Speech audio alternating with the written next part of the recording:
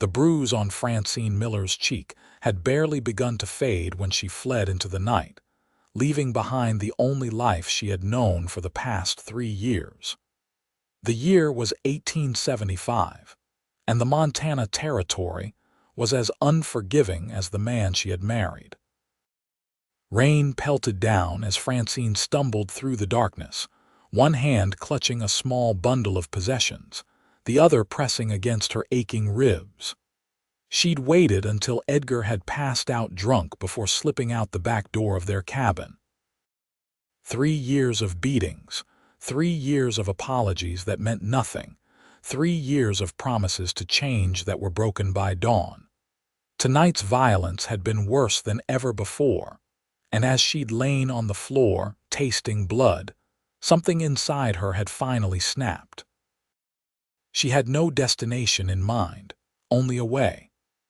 Away from the cabin nestled in the outskirts of Millerton, away from the man who had once courted her with gentle words and promises, away from the nightmare her life had become. The rain soaked through her thin dress and shawl as she followed the winding dirt road. Francine knew she needed to get as far as possible before Edgar woke. When he discovered her gone, his rage would be boundless. Lightning cracked across the sky, illuminating the landscape around her. In the distance, she spotted a small homestead. A light burned in the window, a beacon in the storm. Francine hesitated, her breath coming in ragged gasps. She couldn't go to town. Edgar had friends there, but a stranger might help or might turn her away, or worse, might be just like Edgar. But the rain was relentless, her dress now clinging to her thin frame and her strength was failing. With no other choice, she stumbled toward the distant light. The homestead was modest but well kept. A small house with a porch, a barn to the side, and fenced areas for livestock.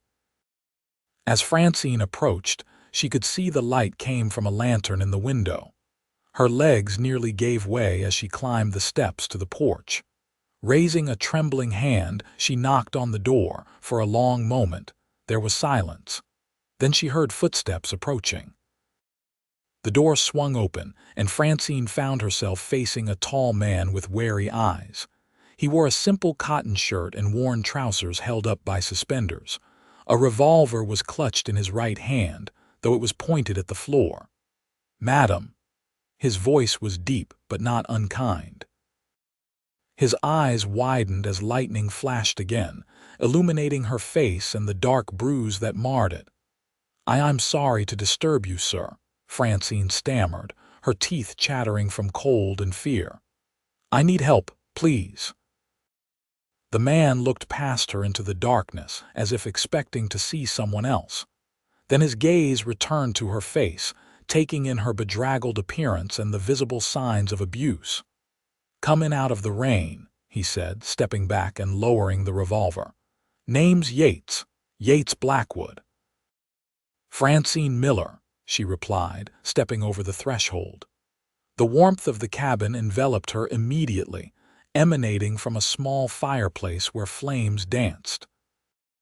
The interior was simple: a table with 2 chairs, a small kitchen area, a bed in the corner partially hidden by a hanging blanket, and a rocking chair near the fire. "You're hurt," Yates observed, closing and bolting the door behind her. Francine touched her cheek self-consciously. "I'll be fine." "Sit by the fire. I'll fetch you a blanket." His voice was firm but gentle, with none of the barking commands she'd grown accustomed to from Edgar. As he moved to a trunk at the foot of his bed, Francine took a moment to study him. Yates Blackwood appeared to be in his early 30s, with dark hair that curled slightly at the nape of his neck, and a face weathered by sun and wind. He was clean-shaven, unusual for men in these parts, and moved with the easy grace of someone comfortable in his own skin. He returned with a woolen blanket which he draped around her shoulders without touching her. "I've got coffee on the stove," he said, "and some stew left from supper." "I don't want to impose," Francine said automatically, though her stomach clenched with hunger. She hadn't eaten since morning. No imposition. Yates moved to the stove and stirred the pot of stew, then poured coffee into a tin cup. Might not be as fresh as it was, but it'll warm you up. Francine accepted the cup with trembling hands, inhaling the rich aroma before taking a cautious sip. The hot liquid burned a path down her throat, spreading warmth through her chest. Yates ladled stew into a bowl and placed it on the table, along with a spoon and a chunk of bread. "Eat," he said simply, then moved to sit in the rocking chair, giving her space. The stew was hearty venison with potatoes and carrots, and Francine had to force herself not to bolt it down. Edgar had often withheld food as punishment, and she'd learned to eat quickly when the opportunity arose. But she was determined to maintain some dignity in front of this stranger. "Thank you," she said between bites. "I don't know what I would have done if you hadn't let me in." Yates nodded, his expression unreadable. "Storm's bad. No one should be out in it." He paused, then asked carefully, "Are you running from someone, Mrs. Miller?" Francine's spoon froze halfway to her mouth. "How did you—" "Wedding band," he said, nodding toward her left hand. "And a woman alone in the middle of the night in this weather with bruises on her face." He let the observation hang in the air. Francine set down her spoon, appetite suddenly diminished. "My husband," she admitted. "Edgar Miller. We lived about 5 miles east of here." "I know of him," Yates said, his tone hardening slightly. "He comes into town sometimes, not well liked." "He'll come looking for me," Francine whispered, fear clutching at her heart again, "when he finds I'm gone." "Not tonight," Yates replied. "Not in this storm, and tomorrow." He studied her for a moment. "Tomorrow we'll figure something out." The simple promise, "we'll figure something out," brought unexpected tears to Francine's eyes. For 3 years she had faced her problems alone, even though she was married. Edgar had never been a partner, only a tormentor. "Why would you help me?" she asked. "You don't know me." Yates was quiet for a long moment, the only sounds in the cabin being the crackling of the fire and the rain drumming on the roof. "I know what it's like to need help and not get it," he finally said. "Finish your stew, Mrs. Miller. You're safe tonight, at least." Francine nodded and returned to her meal, though questions swirled in her mind. Who was this man, living alone out here? What had happened that he understood the desperation of needing help? But she kept her questions to herself, grateful for the refuge, however temporary it might be. When she finished eating, Yates took her bowl and set it in a wash basin. "You can take the bed," he said. "I'll sleep out here by the fire." "I couldn't possibly." "You can and you will," he interrupted, though not unkindly. "You're injured and exhausted. I sleep out here often enough." Too tired to argue further, Francine nodded her thanks. Yates showed her to the small space behind the hanging blanket. The bed was neatly made with a colorful quilt on top. "There's a nightshirt there you can use," he said, pointing to a folded garment at the foot of the bed. "It was my mother's." "Kept a few of her things." With that, he withdrew, pulling the blanket across to give her privacy. Francine changed quickly, wincing as the movement aggravated her bruised ribs. The nightshirt was soft with age and smelled faintly of lavender. She folded her wet dress and laid it over a chair, then slipped beneath the quilt. The bed was more comfortable than any she'd slept in for years, and despite her fears and the strangeness of her situation, exhaustion pulled her toward sleep. The last thing she heard before succumbing was the soft creak of the rocking chair and Yates's quiet voice saying, "Rest easy, Mrs. Miller. No one will harm you tonight." Morning came with golden light filtering through the single window of the cabin. For a moment, Francine was disoriented, the unfamiliar surroundings causing a jolt of panic.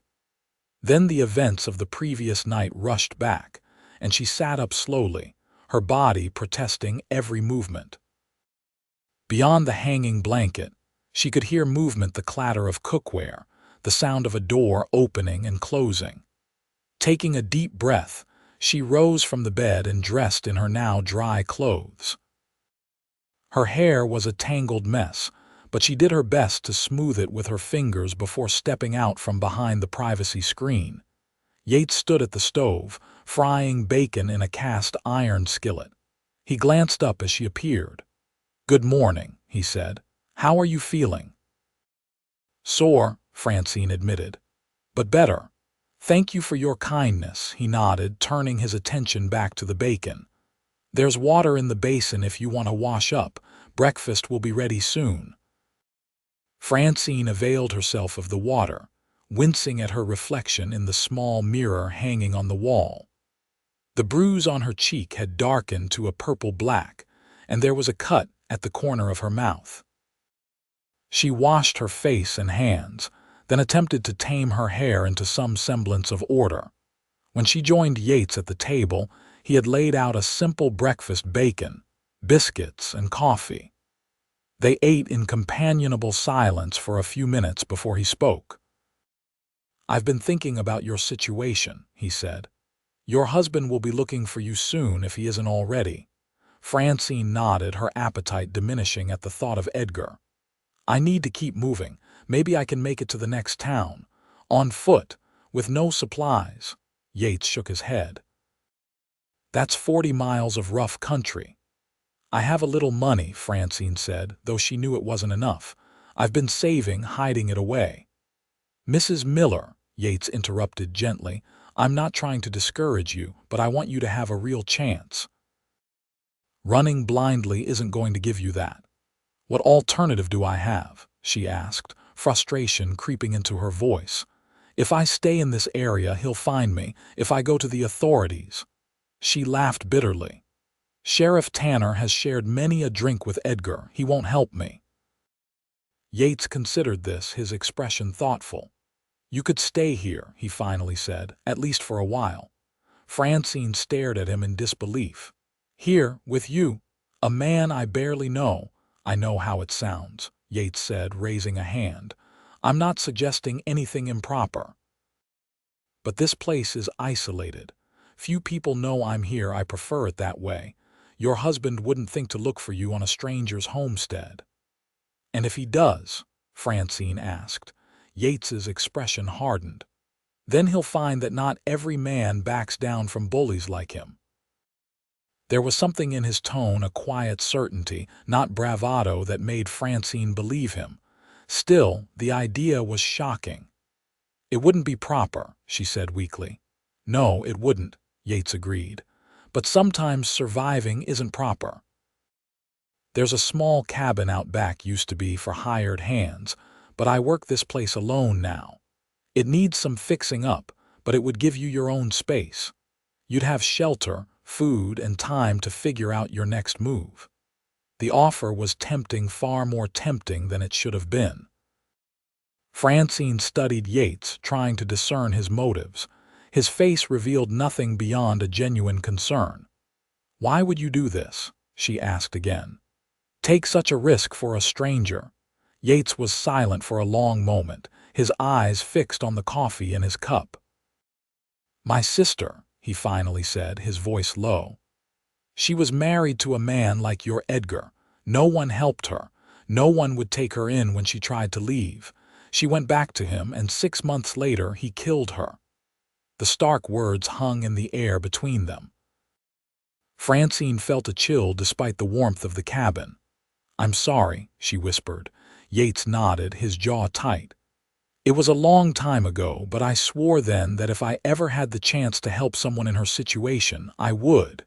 He met Francine's eyes. "That's why, Mrs. Miller. No other reason." Francine believed him. In Edgar's eyes, she'd seen cruelty and possession. In Yates Blackwood's, she saw only compassion and a determination that somehow reassured her. "All right," she said finally. "I'll stay, but only until I can make a better plan." "That's all I'm suggesting," Yates replied, the tension in his shoulders easing slightly. "And Mrs. Miller, while you're here, you're a distant cousin come to recuperate after an illness, if anyone asks." "Francine," she said. If I'm to be your cousin, you should call me Francine. A small smile touched his lips. Francine, then, and I'm Yates to most, though some call me Yate. After breakfast, Yates showed Francine the small cabin behind the main house. It was indeed in need of repair. The roof leaked in one corner, and the single window was covered with oilcloth rather than glass. But the structure itself was sound, with a small fireplace and enough space for a bed and table. I can fix it up, Yates said, surveying the space critically. Might take a few days to get it properly habitable. I can help, Francine offered. I'm not afraid of work. Yates glanced at her, then nodded. I believe that, but you should rest today. Let those ribs heal a bit. Tomorrow is soon enough to start. They spent the day making plans and preparations. Yates brought a cot from the barn to set up in the main cabin temporarily, insisting again that Francine take the bed. He showed her around the homestead, the small garden where he grew vegetables, the chicken coop, the corral where 2 horses grazed, and the barn that housed his tools and supplies. It's not much, he said as they completed the tour, but it's mine, paid for in full.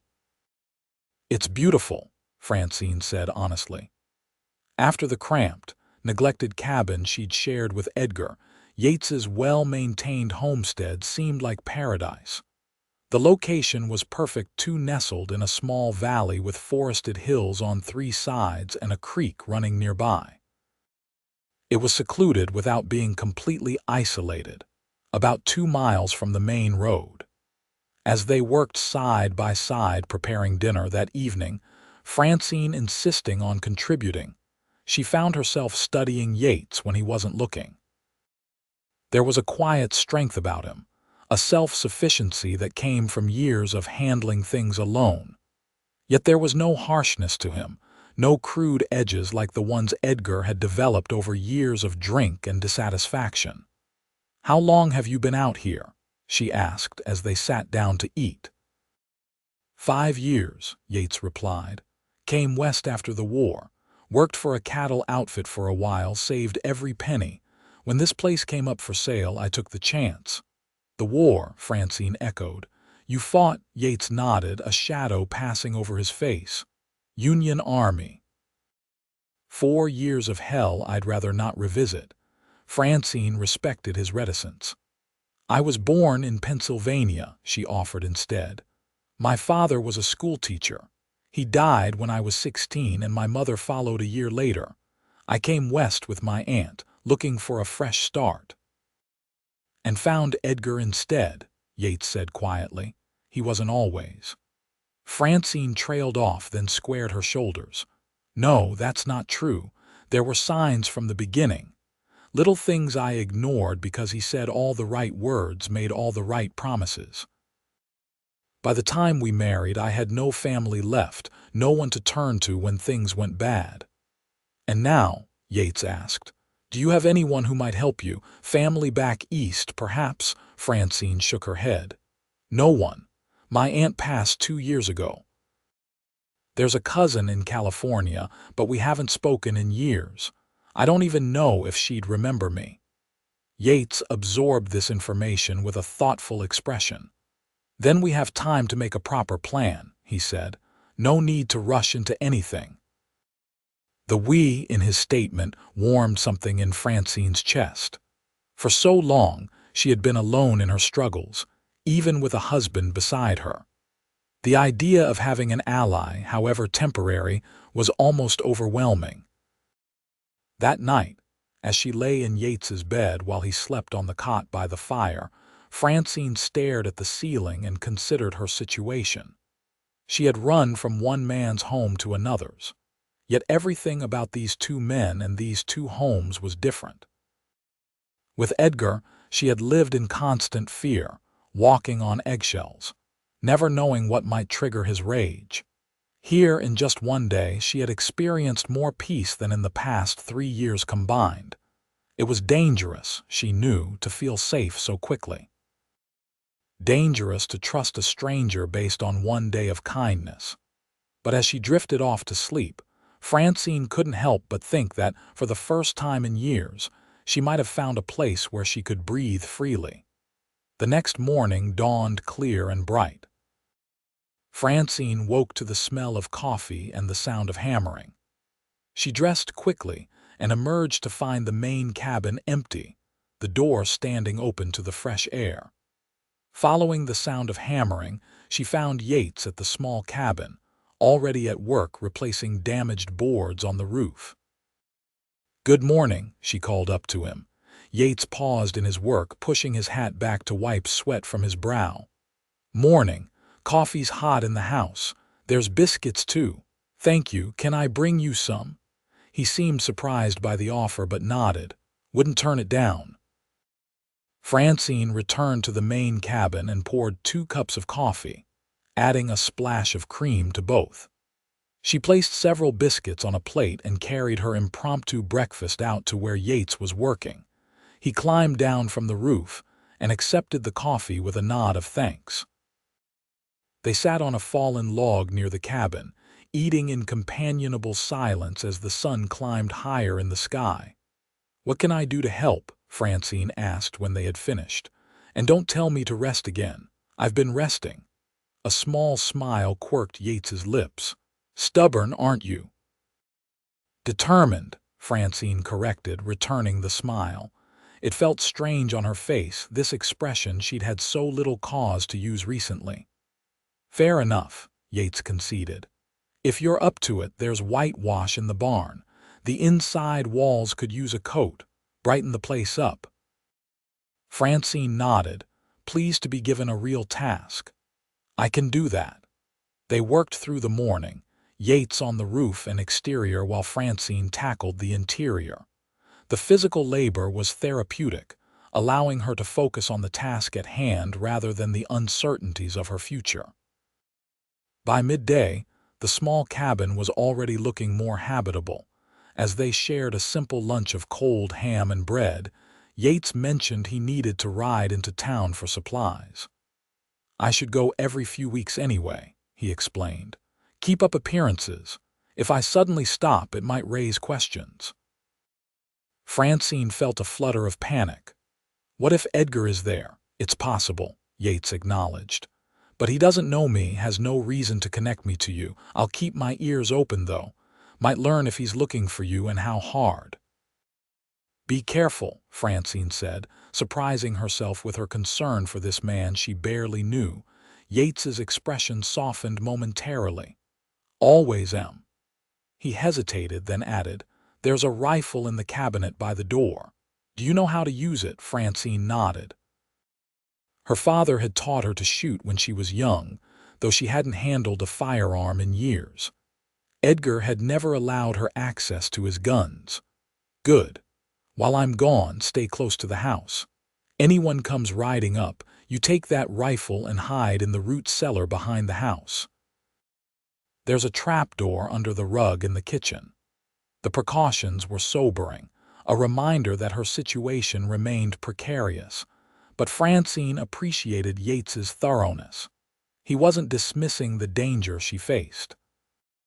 After Yates rode out on his gray gelding, Francine returned to her work on the cabin. The physical labor helped keep her anxiety at bay as the hours passed. By late afternoon, she had finished whitewashing the interior walls and had swept the small space clean. The cabin was already transforming from a neglected outbuilding to a potential home. As the sun began to set, Francine grew increasingly anxious about Yates's absence. Town was only an hour's ride each way, but he had been gone most of the day. Had something happened? Had Edgar somehow discovered her whereabouts? She was pacing the main cabin, rifle within reach, when she finally heard the sound of hoofbeats approaching. Peering cautiously through the window, she was flooded with relief at the sight of Yates returning, his horse laden with supplies. Francine hurried outside to help unload. "I was beginning to worry," she admitted as she took a bundle from him. "Took longer than expected," Yates replied, dismounting stiffly. Had to wait for the mercantile to receive a shipment. Thought it best to get everything we might need for a while. Together they unloaded the supplies, foodstuffs, nails, tools, a small pane of glass for the cabin window, and to Francine's surprise, fabric and sewing notions. Thought you might need something other than that dress, Yates explained, looking slightly uncomfortable. Asked Mrs. Thurmond at the mercantile what a lady cousin might require. Hope it's suitable. Touched by his thoughtfulness, Francine examined the fabric, sturdy cotton in a pleasant blue. It's perfect, thank you. As they stored the supplies, Yates cleared his throat. Heard some talk in town, he said carefully, about a missing wife. Francine froze, her hands clutching a sack of flour. Edgar was there. No, but word has spread. He's been to the sheriff claiming you were kidnapped. Yates's expression darkened. Sheriff didn't seem convinced from what I gathered, but he's obliged to look into it. Kidnapped, Francine repeated, a bitter laugh escaping her. Of course he wouldn't admit I ran away. That would mean admitting why I ran. There's more, Yates said. He's offering a reward. $20 for information leading to your return. The amount was significant enough to tempt many in the area. Francine sank into a chair, the weight of her situation settling heavily on her shoulders. If anyone saw me that night, she began. No one did, Yates reassured her. In that storm, and you said yourself you avoided the main road. But now everyone will be looking for me. For a woman matching your description, yes, Yates agreed, which is why we need to change that description. Francine looked up at him, confused. What do you mean? Your hair, Yates said, gesturing to her long brown locks. It's distinctive. If you were to cut it, style it differently. Cut my hair. The idea was shocking. Women simply didn't cut their hair short. It was considered unwomanly, even scandalous. Just a thought, Yates said quickly. And perhaps clothing that's different from what you normally wear. The fabric I bought is a different color than your dress. Francine considered the suggestion. Her hair had always been her pride, falling in thick waves to her waist. Edgar had forbidden her to cut it. Perhaps that alone was reason enough to do so. I'll think about it, she said finally. That evening, as they prepared and ate dinner, Yates shared more news from town, carefully avoiding further mention of Edgar. The spring cattle drive was being organized. New settlers had arrived to claim land further west. The railroad was rumored to be planning a new spur line through the territory. Normal, everyday matters that had nothing to do with Francine's troubles. She was grateful for the distraction, for the chance to think about something other than her predicament. And she found herself genuinely interested in Yates's observations and opinions. He spoke intelligently, with a broader view of the world than most men she'd encountered in the territory. You're educated, she noted during a lull in the conversation. Yates looked up from his plate, surprised. Some schooling, he acknowledged. My father believed in education, sent me and my sister both to school as long as he could afford it. Yet you chose this life, Francine said, gesturing to the cabin and the land beyond. Why not something that would use your education more? A shadow crossed Yates's face. After the war, cities felt too crowded, too many people, too much noise. Out here a man can breathe. He paused, then added quietly, and the land doesn't care about your past. It only cares about how you treat it now. There was a story there, Francine sensed, but she didn't press. Everyone had parts of themselves they preferred to keep private. She, of all people, understood that. After dinner, as they sat by the fire, Francine made her decision.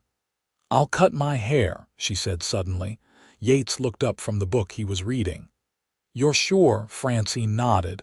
It's practical, and... She hesitated, then continued with determination. And Edgar always said a woman's glory was in her hair. He forbade me to cut even an inch. Understanding dawned in Yates's eyes. I see. "Will you help me?" Francine asked. "I can't do it properly myself." Yates looked uncomfortable. "I've never cut a lady's hair before." "I trust you," Francine said simply, and was surprised to realize it was true. In the short time she'd known him, Yates Blackwood had earned her trust more completely than Edgar had in 3 years of marriage. They set up near the fireplace for better light. Francine sat in a chair while Yates stood behind her, scissors in hand. She could feel his hesitation. "It's just hair," she said, more to herself than to him. "It will grow back." "How short?" Yates asked, his voice oddly strained. Francine considered. "To my shoulders, I think." "Not too drastic, but enough to change my appearance." Yates nodded, and she felt him gather a section of her hair. The first snip of the scissors sent a shiver down her spine, not of regret, but of liberation. As lock after lock of hair fell to the floor, Francine felt as though she were shedding more than just her appearance.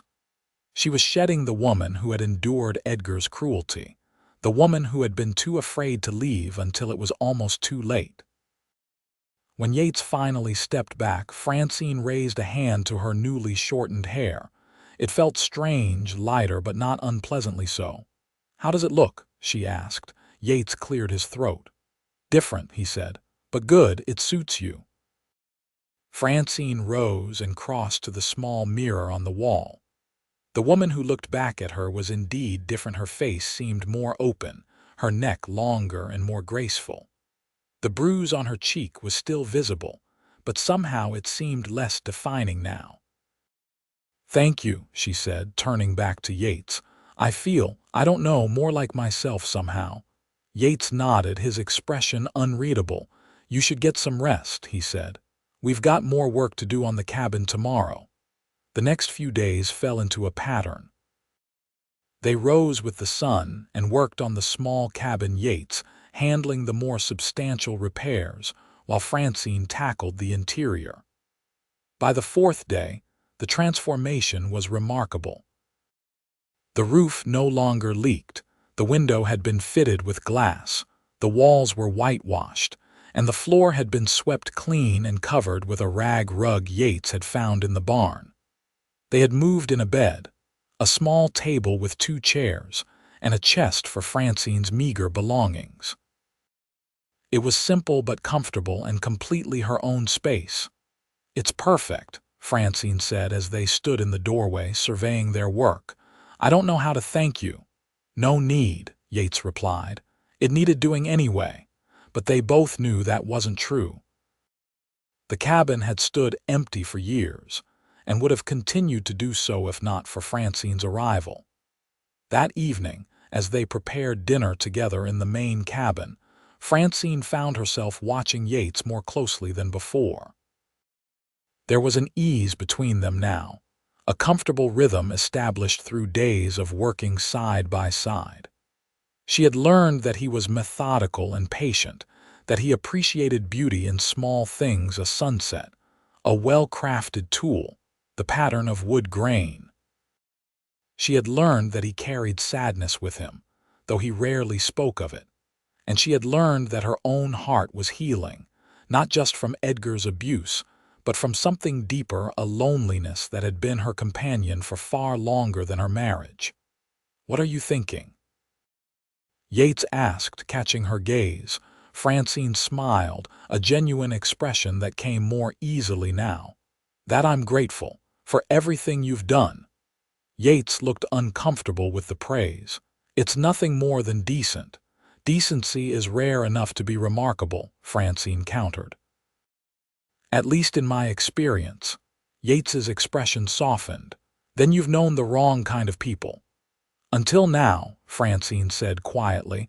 A moment of silence stretched between them, filled with something neither was ready to name.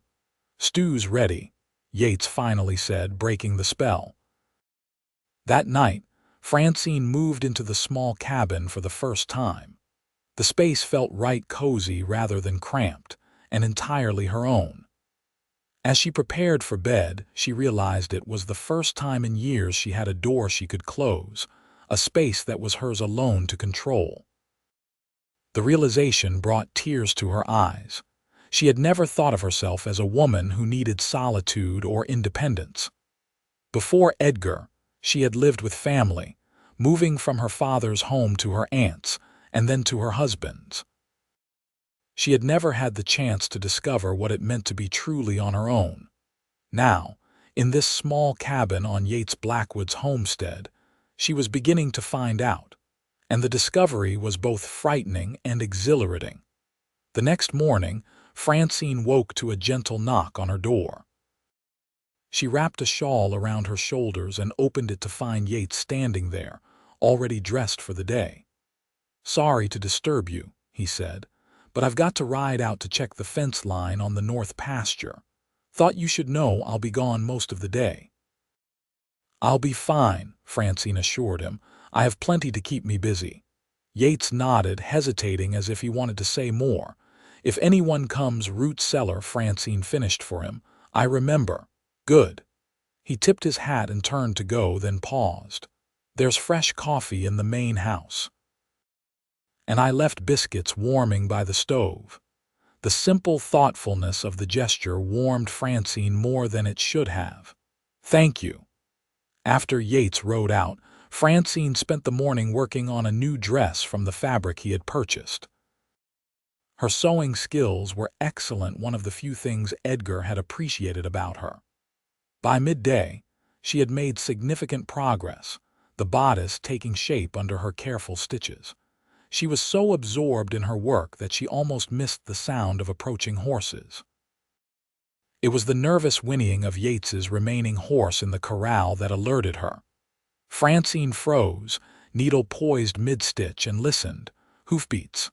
More than one horse, coming up the path to the homestead. Heart pounding, Francine set aside her sewing and moved to the window of her cabin, careful to stay hidden behind the curtain. 2 riders were approaching, men she didn't recognize. They weren't Edgar, but that didn't mean they weren't looking for her. Remembering Yates's instructions, Francine slipped out the back door of her cabin and hurried to the main house. She retrieved the rifle from the cabinet, checked that it was loaded as her father had taught her, and then pulled back the rug in the kitchen to reveal the trapdoor Yates had mentioned. The root cellar was cool and dark, smelling of earth and stored vegetables. Francine closed the trapdoor quietly behind her and crouched in the darkness, rifle at the ready. She could hear muffled voices above. The men had reached the house and were calling out, "Hello, anyone home?" Francine held her breath, hoping they would simply leave when they received no answer. But to her dismay, she heard the creak of the cabin door opening. They were coming inside. "Blackwood," one of the men called. "You around?" They knew Yates by name, Francine realized. Perhaps they were neighbors or men from town with legitimate business. But she wasn't taking any chances, not with Edgar offering a reward for her return. The footsteps moved through the cabin above her, boards creaking. Then she heard one of the men say, "Check the outbuildings. He might be in the barn." More footsteps, the door closing, then silence inside the main cabin. Francine remained frozen in place, listening intently. Minutes passed. She heard distant voices as the men presumably checked the barn and other structures. Then, alarmingly, she heard footsteps approaching her small cabin. The door opened, she could tell by the distinctive creak of the hinges. The men were inside her space, looking at her things. "Someone's living here," she heard one say, his voice faint but distinguishable. "Woman's dress being made." "Blackwood got himself a woman. News to me," the other replied. "He keeps to himself mostly, but those are fresh stitches in that fabric. Maybe that's why he hasn't been to town much lately." The conversation continued, but the men moved away, their voices becoming indistinct.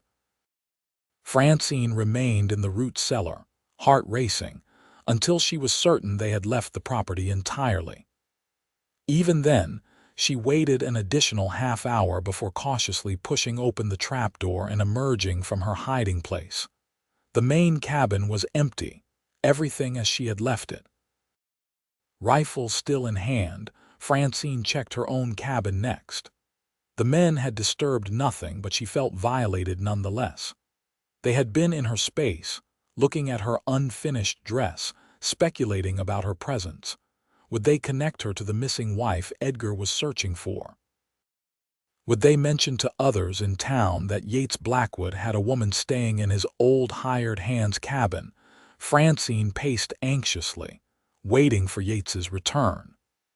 The sun was beginning to set when she finally heard the welcome sound of his horse approaching.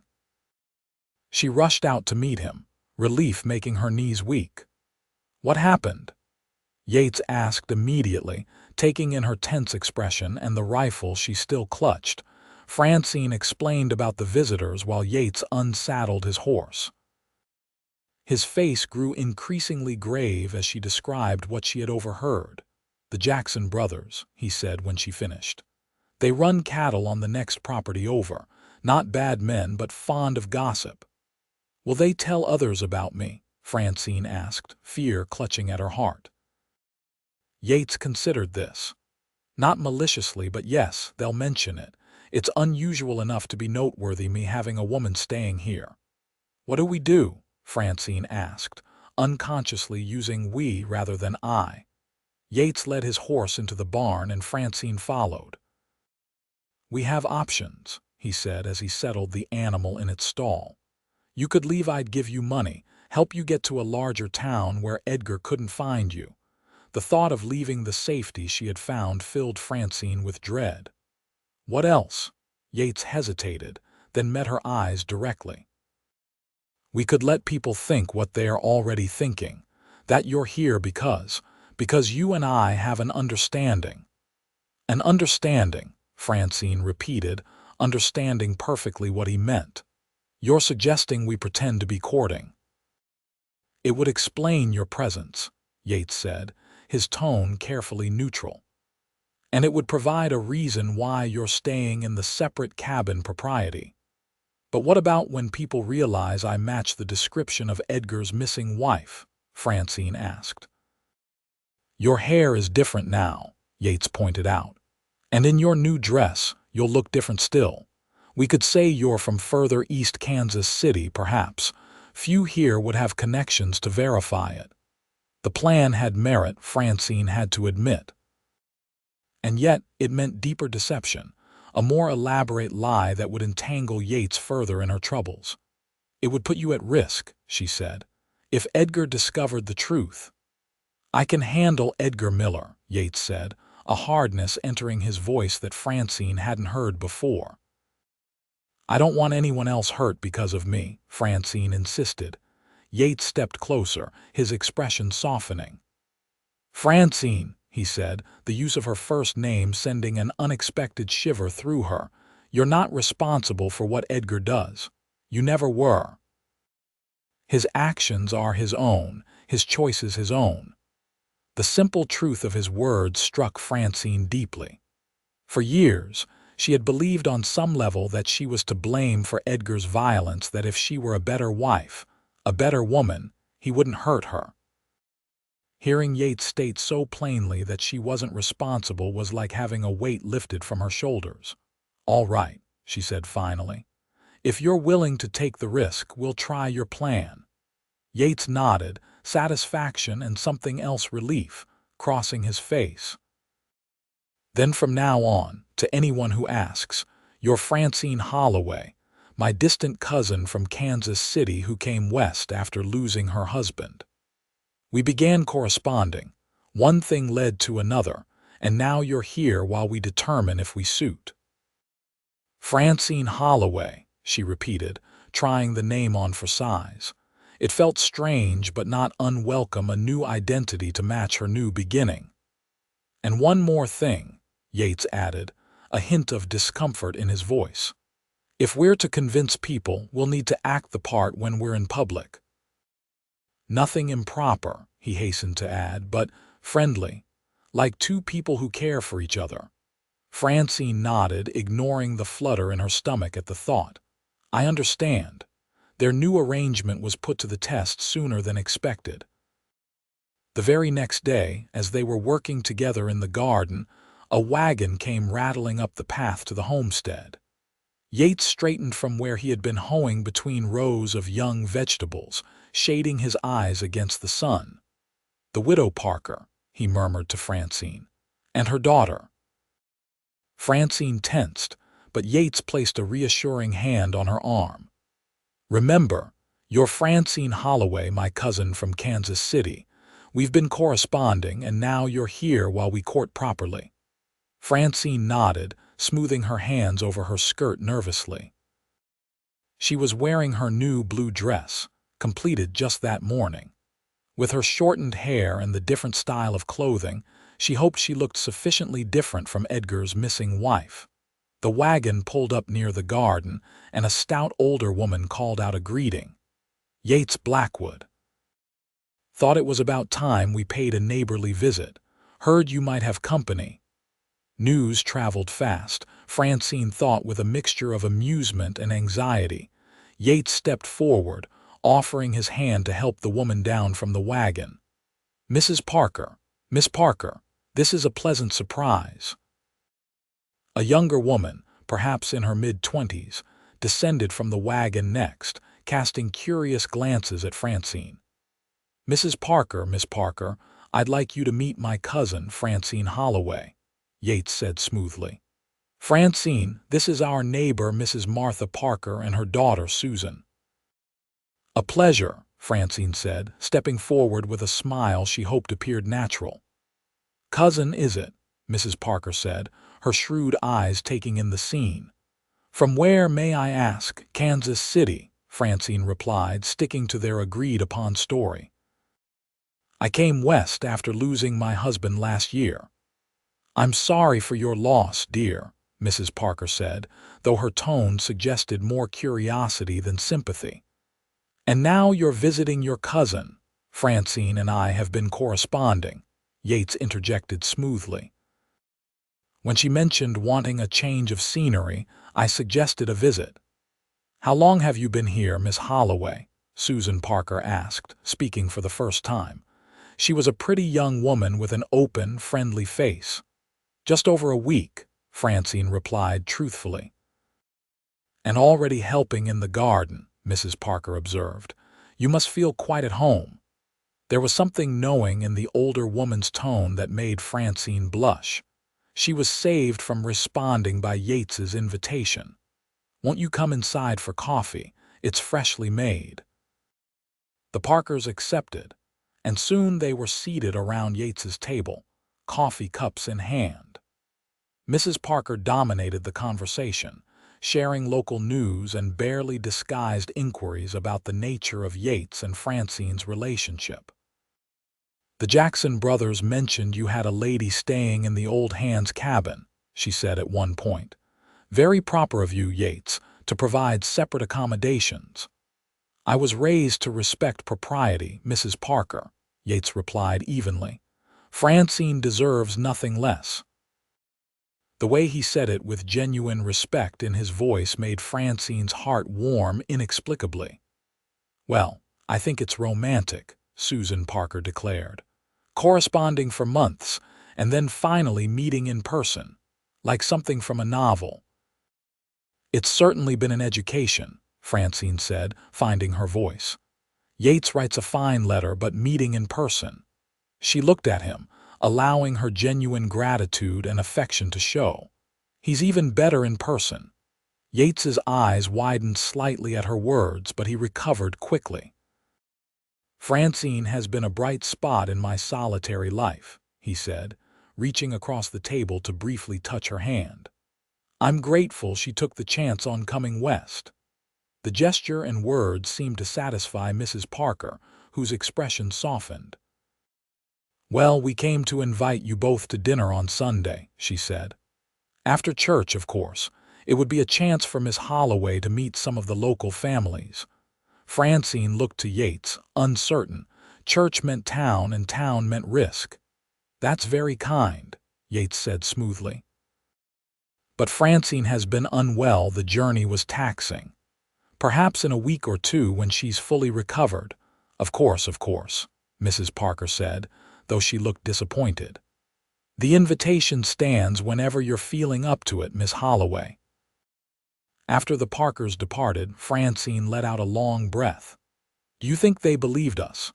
"Mrs. Parker suspects there's more to the story," Yates said frankly. "But I doubt she connects you to Edgar's missing wife. She's just curious about any romance in her vicinity." "Susan seemed convinced," Francine observed. "Susan is a romantic," Yates replied with a small smile. "She wants to believe in love stories." "And is ours a love story?" Francine asked, the words slipping out before she could consider them. Yates looked at her, his expression unreadable. "For public consumption, it is," he said finally. The answer stung more than it should have, Francine realized. But what had she expected? Their arrangement was one of convenience and safety, nothing more. That she had begun to feel something deeper for the quiet, honorable man who had taken her in was her own complication, not his. "Of course," she said, keeping her tone light. "I just want to make sure I play my part convincingly." Yates studied her for a moment longer, then nodded. "You did well today. Very natural." "Thank you," Francine said, turning away to hide the complicated emotions she feared might show on her face. "I should get back to my sewing." The next 2 weeks passed in a blur of activity. Francine settled into life on the homestead, finding a rhythm that suited her. She tended the garden alongside Yates, helped with the chickens, and continued to improve her small cabin with touches that made it truly her own, curtains sewn from scrap fabric, wildflowers in a jar on the table, a small rag doll she had crafted to keep her hands busy in the evenings. Yates had ridden into town twice more, returning each time with news that Edgar was still searching for her, still offering the reward. But the description being circulated was of a woman with long brown hair and a meek demeanor, nothing like the confident, short-haired woman Francine was becoming. They had not ventured into town together, though Mrs. Parker had extended 2 more invitations to Sunday dinner. Yates had declined both with plausible excuses, but Francine knew they couldn't avoid society forever without raising suspicions. "We should accept the next invitation," she said one evening as they sat on the porch watching the sunset. It had become their habit to share this quiet time together each day, talking about everything and nothing. Yates looked over at her, concern etched on his features. "Are you sure?" "It's still risky." "Life is risky," Francine replied, "and hiding forever isn't living. Besides, the longer we refuse, the more curious people will become." Yates considered this, then nodded slowly. "You're right, but we'll be careful. If there's any sign of Edgar or his friends, we leave immediately." "Agreed," Francine said, pleased that he had said "we" without hesitation. Whatever their arrangement, she no longer felt alone in her struggle. As the sun dipped below the horizon, painting the sky in shades of gold and crimson, Francine found herself studying Yates's profile. In the warm light, the lines of his face seemed softer, the usual tension around his eyes eased. He was a handsome man, she realized, not in the flashy way Edgar had been, but in a quieter, more substantial way. "What are you thinking?" Yates asked, catching her gaze as he had that night weeks before. This time, Francine didn't look away. "That I'm happy," she said simply. "Happier than I've been in a very long time." Something flickered in Yates's eyes, surprise, pleasure, and perhaps a hint of the same longing Francine had been trying to ignore in herself. "I'm glad," he said softly. "You deserve happiness, Francine." The way he said her name, with such gentle certainty, made her breath catch. For a moment, the pretense of their arrangement seemed to fade away, leaving only the truth of 2 people who had found something unexpected in each other. But the moment passed, as such moments do. Yates stood, clearing his throat. "It's getting chilly. We should head in." Francine nodded, following him inside. But the feeling that had bloomed in that moment, a recognition of something deeper than friendship or convenience, lingered in her heart. The following Sunday found them dressed in their best, driving Yates's wagon toward the Parker homestead. Francine wore her blue dress, now enhanced with a collar of white lace Yates had purchased on his last trip to town. Her shortened hair was neatly arranged, and she had pinched her cheeks for color. Yates, too, had made an effort. He wore a clean white shirt with a black string tie, his usual work pants replaced by finer trousers, and his dark hair was neatly combed. He had shaved that morning, the fresh scent of soap still clinging to him as he helped Francine into the wagon. "You look nice," he said, the compliment clearly unpracticed but sincere. "Thank you," Francine replied, smoothing her skirts. "So do you." The drive to the Parkers was pleasant, the spring day warm and bright. They passed fields of new grass and wildflowers, the landscape coming alive after winter's dormancy. Francine found herself relaxing despite her anxiety about the social engagement ahead. "Remember," Yates said as they approached the Parker property, "you're Francine Holloway, recently widowed from Kansas City. We've been corresponding for months." "And we're courting," Francine added, "but properly with separate accommodations and appropriate behavior." "Exactly," Yates agreed, though his ears reddened slightly at the mention of courting. The Parker homestead was larger than Yates's, with a two-story house painted white and several outbuildings. 3 other wagons were already there when they arrived, indicating that the Parkers had invited additional guests. Mrs. Parker greeted them enthusiastically. "Yates, Miss Holloway, I'm so pleased you could join us at last. Come in, everyone is eager to meet your young lady." Yates offered Francine his arm as they ascended the porch steps, a gesture that felt both foreign and right. Inside, they were introduced to the other guests, the Jackson brothers they had already heard about, the town's doctor and his wife, and the minister and his family. "Miss Holloway, I understand you're recently arrived from Kansas City," the minister's wife said after introductions were complete. "How are you finding our little corner of the territory?" "It's beautiful," Francine replied honestly. "So open and wild compared to the city. I find it refreshing." "And how did you and Mr. Blackwood become acquainted?" asked Mrs. Thompson, the doctor's wife. "He's not known for his correspondence." Francine smiled, sticking to their prepared story. "My late husband was acquainted with Yates during the war. After William passed, I found letters from Yates among his things and took the liberty of writing to inform him of William's passing." "One letter led to another," Yates added, his hand coming to rest lightly on Francine's back in a gesture that appeared natural but sent warmth spreading through her. "When Francine mentioned she was considering a change, I suggested she might like the West." "How romantic," Susan Parker sighed. "Like destiny bringing you together." Dinner was served, a sumptuous spread of roast chicken, potatoes, fresh bread, and early vegetables from the Parkers' garden. The conversation flowed easily, with the locals sharing stories and asking polite questions about Francine's background. She navigated these carefully, keeping her answers vague enough to avoid contradictions, but detailed enough to sound authentic.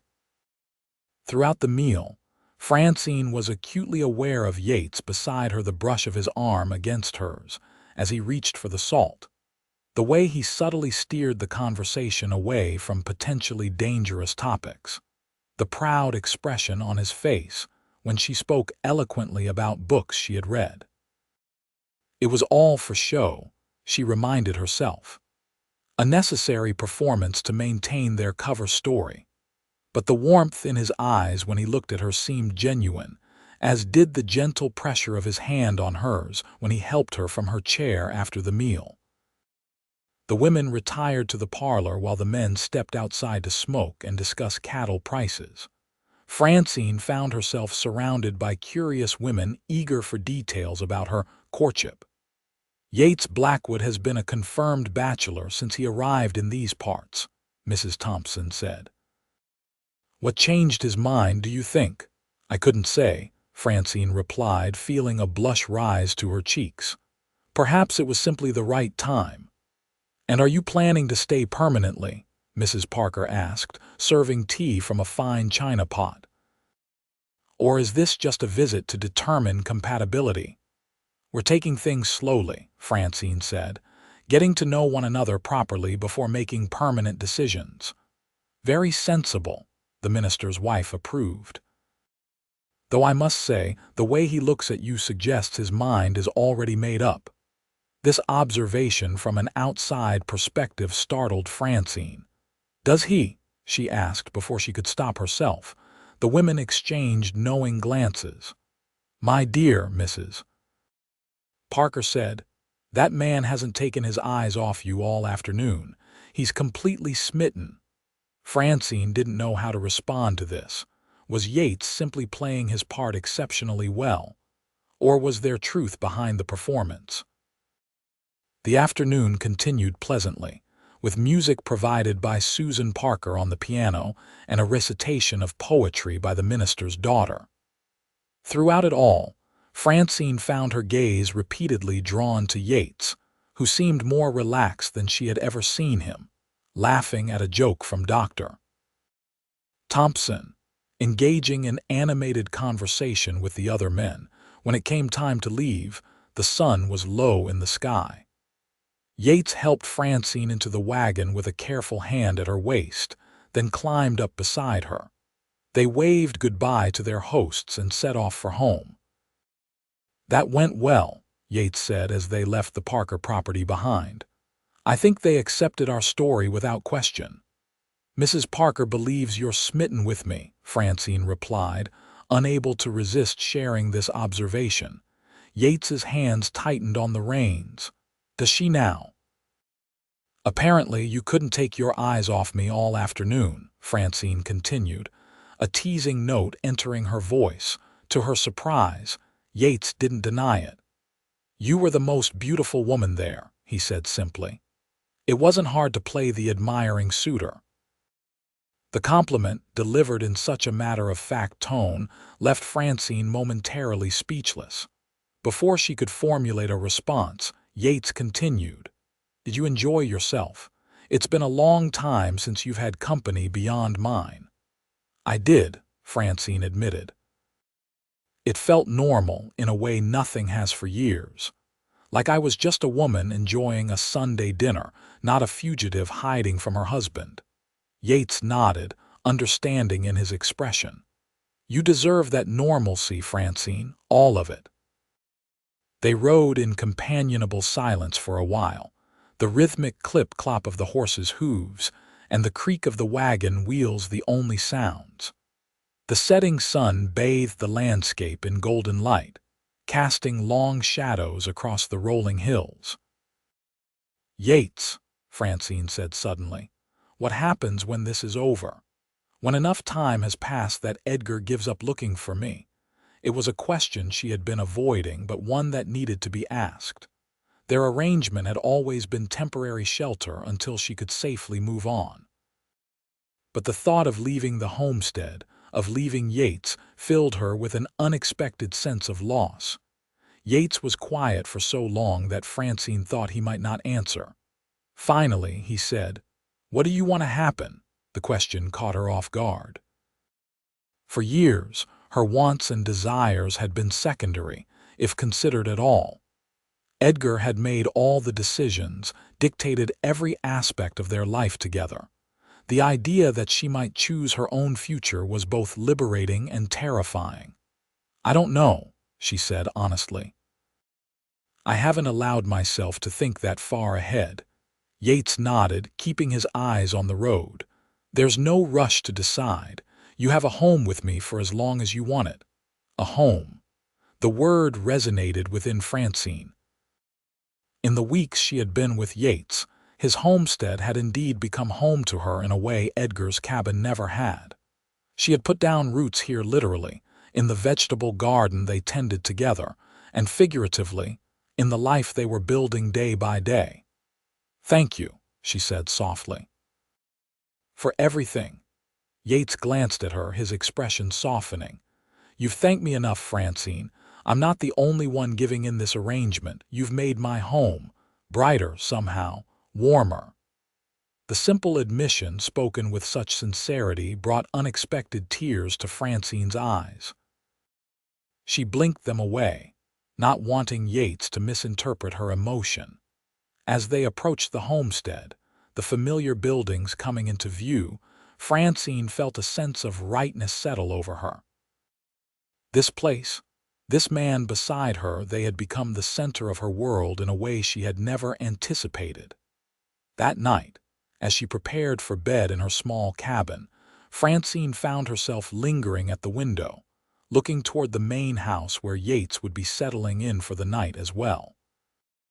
A single lamp burned in his window, casting a warm glow into the darkness. They lived side by side, sharing days and meals and work, yet separated by walls and propriety and the pretense of their arrangement. But today, playing the role of a couple courting, Francine had glimpsed what might be possible between them, a genuine partnership built on respect and growing affection.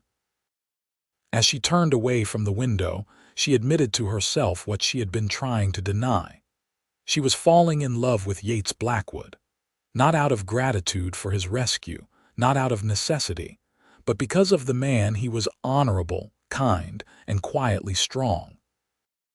The realization was both wonderful and terrifying.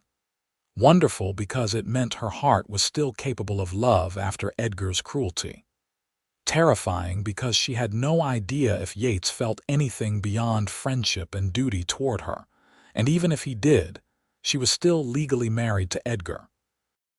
A fact that complicated everything beyond measure. The next morning brought news that shattered their peaceful routine. Yates had ridden out early to check on a broken section of fence, returning mid-morning with a grim expression. "Edgar was in town yesterday," he said without preamble as he found Francine in the garden. "Made quite a scene at the saloon, apparently. He's doubled the reward for information about you." Francine's hand stilled on the bean plants she had been tying to stakes. "How do you know?" "Met Ben Wilson on the road. He was heading back from town and mentioned it." Yates crouched beside her, his voice low despite the fact that they were alone. "He said Edgar was drinking heavily, making threats about what he'd do when he found his runaway wife. Said he'd teach her a lesson she'd never forget." Fear, cold and familiar, clutched at Francine's heart. "Do you think anyone at the Parkers made the connection between me and Edgar's missing wife?" "I don't think so," Yates said. "The description Edgar's been giving is still of a woman with long hair, wearing the dress you left in. And you carry yourself differently now, more confident, but we need to be careful." "Maybe I should leave," Francine said, the words tasting bitter on her tongue. "Go further west or east to a bigger city where he couldn't find me." "No," Yates said, the words sharp and immediate. He took her hands in his, heedless of the garden soil that clung to them. "Running isn't the answer, not now." "Then what is?" Francine asked, her voice barely above a whisper.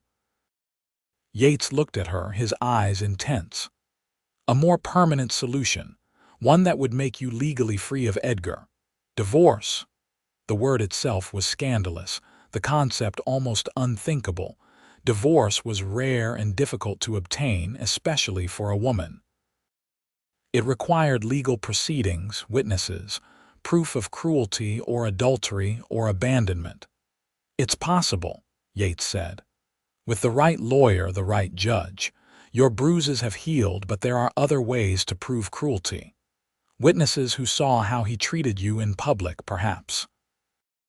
"It would mean facing him," Francine said, the thought making her physically ill. "Being in the same room with him." "Not necessarily," Yates countered. "There are ways to conduct these proceedings without direct confrontation. But yes, it would mean standing up to him legally, declaring publicly that he abused you and that you want your freedom.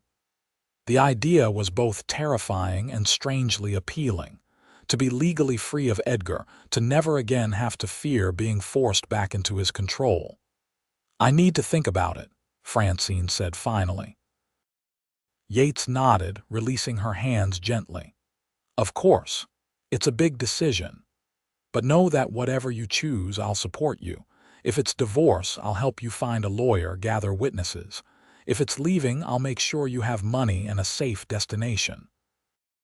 The generosity of the offer, not just financial support, but the freedom to choose her own path, with his backing either way, moved Francine deeply. "Why?" she asked, the question that had been in her heart since the night she arrived at his door. "Why would you do all this for me?" Yates looked away, his profile strong against the morning sun. "At first it was for my sister," he admitted, "because I couldn't help her, and helping you was a way to make that right somehow." He turned back to her, his eyes holding hers. "But now it's for you, Francine. Because you deserve to be free. Because you deserve happiness and peace and a life that's yours to shape." There was more in his expression than his words conveyed, a depth of feeling that made Francine's heart race. But before she could respond, the moment was broken by the distant sound of approaching riders. Yates was on his feet instantly, his hand going to the gun at his hip. "Get to the house," he said, his voice low and urgent. "Root cellar, just in case." Francine rose, fear gripping her once again. "Who is it?" "Can't tell yet," Yates said, squinting at the distant figures. "But it's 3 riders coming fast." Francine hurried to the main house, her mind racing. 3 riders. Edgar and 2 friends, the sheriff. Or innocent visitors bringing news or seeking help. She reached the house and paused at the door, looking back. Yates stood his ground near the garden, his posture alert but not openly hostile as the riders approached. As they came closer, Francine could see they were all men, one with the unmistakable glint of a badge on his chest, the sheriff. Her heart sank. Indecision froze her in place. Should she hide as Yates had instructed? Or would that only make things worse if they were indeed looking for her? If she ran now, it would confirm her guilt in their eyes. The riders slowed as they reached Yates, and Francine could hear the rumble of male voices, though not the words themselves. She saw Yates gesture toward the house, then turn to look directly at her. Their eyes met across the distance, and in that moment, she knew what she had to do. Drawing a deep breath, Francine stepped fully onto the porch, making herself visible to the men. She would not hide like a criminal. She would face whatever came next with the same courage that had allowed her to flee Edgar in the first place. The 3 men rode toward the house, Yates walking alongside them. As they drew closer, Francine recognized Sheriff Tanner, a man she had met several times in town during her marriage to Edgar. The other 2 men were deputies she had seen around Millerton but didn't know by name. "Mrs. Miller," the sheriff said as they reached the porch, touching the brim of his hat in a gesture that seemed almost mocking. "Quite a chase you've led us on." "Sheriff Tanner," Francine acknowledged, her voice steadier than she felt. "Your husband's been tearing the territory apart looking for you," Tanner continued. "Claims you were kidnapped." "As you can see, I'm here of my own free will," Francine replied. "There was no kidnapping." Tanner's eyes narrowed as he took in her changed appearance, the short hair, the new dress, the way she stood straight and met his gaze directly. "So you admit you ran away?" "I left an abusive situation," Francine corrected, "as is my right." The sheriff glanced at Yates, who had moved to stand protectively near Francine. "And found shelter with Mr. Blackwood here. Mighty convenient. I found Miss Holloway on my property during that big storm last month," Yates said, using Francine's assumed name deliberately. "She was injured and in need of help. I provided it." Miss Holloway, is it? Tanner raised an eyebrow. That's not what Edgar Miller says. He says you're his wife, Francine Miller. I was born Francine Holloway, she replied, the half-truth coming easily. And while I was legally married to Edgar Miller, I no longer consider myself his wife. Not after what he did to me. And what exactly did he do? One of the deputies asked, skepticism clear in his tone. In answer, Francine stepped forward and looked directly at Sheriff Tanner. You know, Sheriff. You've seen the bruises before. When I came into town with a black eye and said I'd fallen.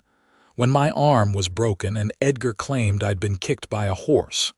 You knew, and you did nothing. The accusation hung in the air, and to Francine's surprise, the sheriff had the grace to look uncomfortable.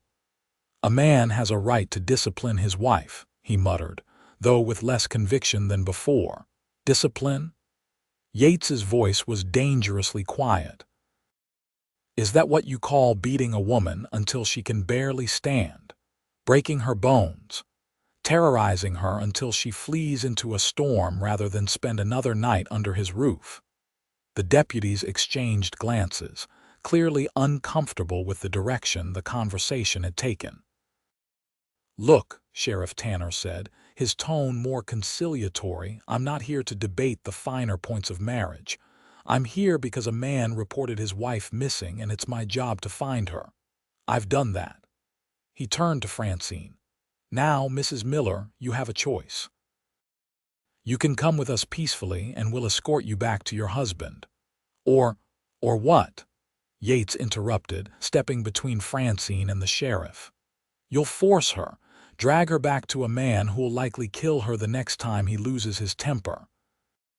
I was going to say, Tanner continued, giving Yates a hard look, or she can file for legal separation at the county seat. It's her right, though not one many women exercise. The alternative surprised Francine.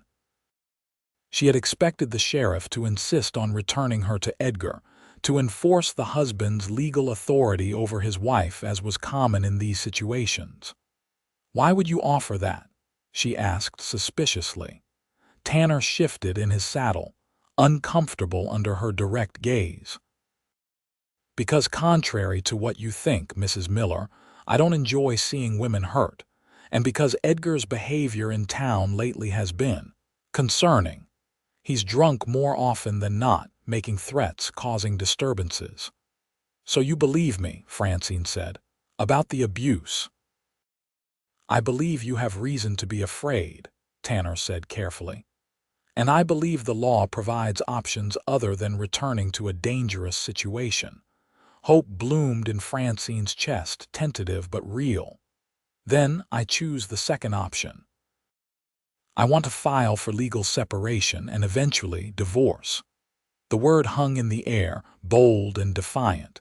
Divorce was still scandalous, still rare, especially when initiated by a woman. But Francine had found her courage and wasn't willing to relinquish it. Very well, Tanner said after a moment. You'll need to come to the county seat and make a formal declaration. Bring any evidence you have of mistreatment. I'll accompany her, Yates said immediately, to ensure her safety. The sheriff eyed him speculatively. You and Mrs. Miller seem close. Edgar might have something to say about that. Miss Holloway is under my protection, Yates replied firmly. What Edgar Miller has to say about it is irrelevant. The use of her maiden name was deliberate. Francine knew a statement that she was reclaiming her identity, separate from her husband. We'll come to the county seat tomorrow, she told Tanner, to file the necessary papers. The sheriff nodded, apparently satisfied with this arrangement. See that you do, Miss Holloway. In the meantime, I'll inform Edgar that you've been located and are pursuing legal separation. He won't like it, but he'll have to accept it or face charges himself for some of his recent behavior. With that, Tanner tipped his hat and turned his horse, the deputies following suit. As they rode away, Francine felt her legs begin to tremble with the aftermath of fear and adrenaline. Yates was at her side instantly, his arm around her waist supporting her. "You were magnificent," he said softly as they watched the riders disappear down the trail, standing up to them like that. "I was terrified," Francine admitted, "but I'm tired of running, tired of hiding. I want my life back." Yates led her to the porch steps where they sat side by side, the afternoon sun warm on their faces. "You'll have it," he promised, "and more. The sheriff offering legal separation is a better outcome than I expected. Do you think Edgar will accept it?" Francine asked, the fear not entirely gone. "Or will he come looking for me anyway?" "He might," Yates acknowledged. "But with the law on your side, his options are limited. And if he does come here—" His hand found hers, fingers intertwining. "He'll find I'm not so easily intimidated." The quiet confidence in his voice reassured Francine more than any bravado might have. Yates wasn't a man who made empty threats or boastful claims. If he said he would protect her, he would do exactly that. "Tomorrow will be difficult," she said, thinking of the journey to the county seat, the formal declaration, the potential for seeing Edgar. "I'm not sure I'm ready." "You are," Yates said simply. "You've already done the hardest part, deciding to leave to save yourself. Everything after that is just details." His faith in her strength was a gift Francine hadn't expected. Edgar had spent years convincing her she was weak, incapable, worthless. Yates saw something entirely different in her, and his vision was helping her see it in herself. "Will you really come with me?" she asked. "It could be dangerous. Edgar might be there." "Wild horses couldn't keep me away," Yates replied, his grip on her hand tightening. "I told you before, Francine, you're not alone in this." The journey to the county seat the next day was tense but uneventful. Yates drove the wagon, Francine beside him wearing her blue dress and a bonnet that partially obscured her face. They spoke little, both lost in thoughts of what lay ahead. The county courthouse was a substantial stone building in the center of town, imposing and official. As they approached, Francine scanned the streets nervously, looking for any sign of Edgar. The town was busy with its usual activity: shoppers, businessmen, wagons delivering goods, but her husband was nowhere in sight. "Ready?" Yates asked as he helped her down from the wagon. Francine nodded, drawing strength from his presence. Together, they climbed the courthouse steps and entered the cool interior. The process was surprisingly straightforward. They were directed to a clerk who provided the necessary forms for a legal separation. Francine filled them out, detailing Edgar's abuse in stark, factual terms. Yates stood beside her, a solid presence as she relived painful memories through the scratching of pen on paper. When she had finished, the clerk reviewed the documents and nodded. "These appear to be in order. Judge Hollister will review your petition. If he finds it valid, a hearing will be scheduled at which both parties must appear." "Both parties?" Francine echoed, fear clutching at her heart. "You mean I would have to face Edgar in court?" "That is standard procedure, yes," the clerk said, adjusting his spectacles. "However, given the nature of your claims, the judge may make special arrangements for your safety." It wasn't the reassurance Francine had hoped for, but it was something. She signed the final document, her hand trembling slightly. "What happens now?" Yates asked the clerk. "A copy of the petition will be delivered to Mr. Miller, informing him of the legal action. He will have 2 weeks to respond. After that, a hearing date will be set." The clerk looked at Francine sympathetically. "In the meantime, the law recognizes your right to live separately from your husband. He cannot legally force you to return to his home." "And if he tries?" Francine asked. "Then he would be breaking the law," the clerk said simply, "and could be arrested." It wasn't a perfect protection. The law was only as good as those willing to enforce it, and in remote areas, that enforcement was often inadequate. but it was a shield of sorts, one Francine hadn't had before. They left the courthouse with a copy of the petition and instructions to return in 2 weeks for news of the judge's decision. As they stepped back into the sunlight, Francine felt both drained and oddly exhilarated. She had taken a concrete step toward freedom, toward a life that was truly her own. "How do you feel?" Yates asked as he helped her back into the wagon. "Scared," Francine admitted, "but also proud. I did something today I never thought I'd have the courage to do." "You have more courage than you know," Yates said, climbing up beside her. "Always did, I suspect. You just needed the chance to use it." The simple confidence in his assessment warmed Francine deeply. In that moment, looking at his profile as he took up the reins, she realized that her feelings for Yates had progressed beyond attraction or gratitude. She loved his quiet strength, his unwavering support, his belief in her when she had lost belief in herself. The realization should have complicated matters. She was still legally married, still in danger, still uncertain about her future. But instead, it brought a strange peace. Whatever happened with Edgar and the legal proceedings, Francine knew she had found something rare and precious with Yates, a connection based on mutual respect and genuine care. They were halfway home when Yates suddenly tensed, his hands tightening on the reins. "Riders coming," he said, his voice low. 3 of them moving fast. Francine looked ahead and saw the dust cloud rising from the road, heard the thundering of hooves. Fear, sharp and immediate, sent her heart racing. "Edgar," she whispered. "Could be," Yates acknowledged, his expression grim. "Could be just travelers in a hurry." But his hand moved to the rifle nestled beside him on the seat, a precaution that spoke volumes. As the riders drew closer, Francine's worst fears were confirmed. In the lead was Edgar Miller, his face contorted with rage even at a distance. Behind him rode 2 men she recognized as his drinking companions, both looking almost as angry as Edgar himself. "Hold on," Yates said tersely, urging their horse to the side of the road. He brought the wagon to a halt, positioning it so that it partially blocked the path. Then he picked up the rifle and laid it across his lap, a clear warning. Edgar and his companions slowed as they approached, their horses prancing nervously at the abrupt change of pace.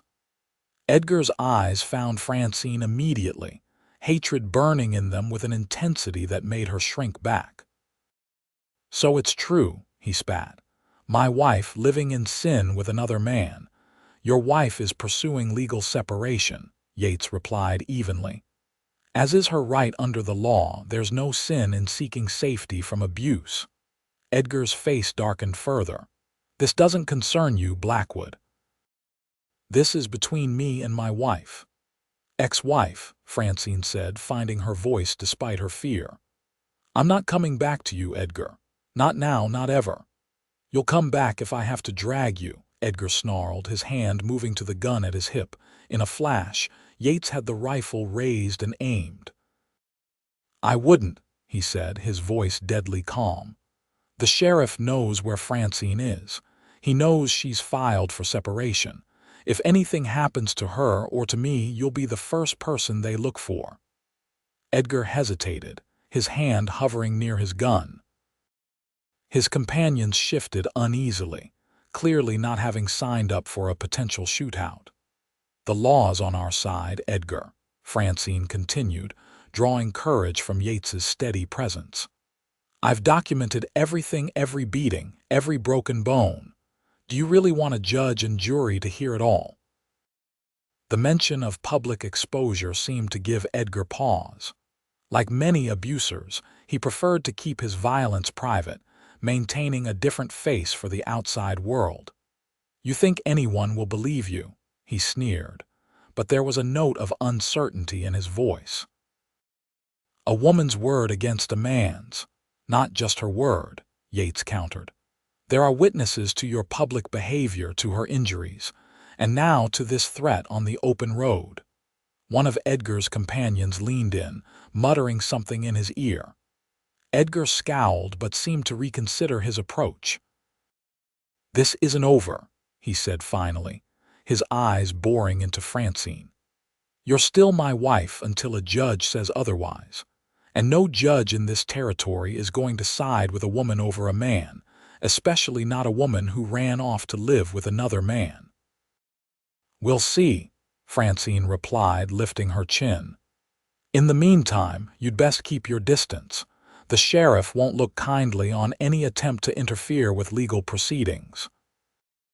It was a bluff. She had no idea how seriously Sheriff Tanner would take any complaint from her, but it was delivered with enough conviction to make Edgar hesitate. With a final venomous glare, Edgar yanked his horse's head around and spurred it forward, his companions following close behind. They gave the wagon a wide berth as they passed, then galloped away down the road toward town. Once they were out of sight, Francine's composure crumbled. She began to shake, delayed reaction to the confrontation overwhelming her. Yates set aside the rifle and pulled her into his arms, holding her as she trembled. "It's all right," he murmured into her hair. "It's all right. He's gone. You're safe." "He won't give up," Francine said, her voice muffled against Yates's shoulder. "You saw his face. He hates me for leaving, for defying him. But he's afraid too," Yates pointed out. "Afraid of the law of public exposure. That gives us an advantage." Francine nodded, drawing comfort from his steady heartbeat beneath her cheek. After a moment, she pulled back slightly, aware of their public position on the open road. "We should get home," she said, straightening her bonnet, "before he decides to come back." Yates studied her face, concern in his eyes. "Are you all right to continue?" "I am," Francine assured him, and was surprised to realize it was true. Despite her fear, she felt stronger for having faced Edgar, for having stood her ground with Yates beside her. They completed the journey home without further incident, both vigilant for any sign of pursuit. As they approached the homestead, the familiar buildings came into view, and Francine felt a wave of relief wash over her. This place had become her sanctuary, her home in a way Edgar's cabin never had been. That night, after a quiet dinner, they sat on the porch watching the stars emerge in the darkening sky.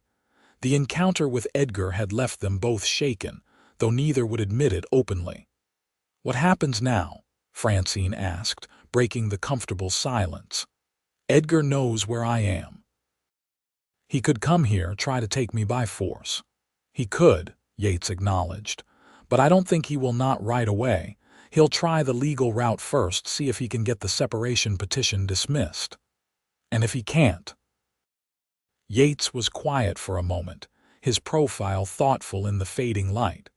"Then we'll deal with whatever comes next, together." The simple promise, delivered without flourish, meant more to Francine than elaborate declarations might have. Yates was a man who meant what he said, who didn't make promises he couldn't keep. "Yates," she said softly, "I need to tell you something." He turned to look at her, his expression open. "What is it?" Francine took a deep breath, gathering her courage. "These past weeks with you, they've changed me. Changed how I see myself, what I believe is possible for my life." She paused, then continued more softly, "And they've changed how I feel about you." Yates went very still, his eyes fixed on hers in the gathering darkness. "How do you feel?" he asked, his voice barely above a whisper.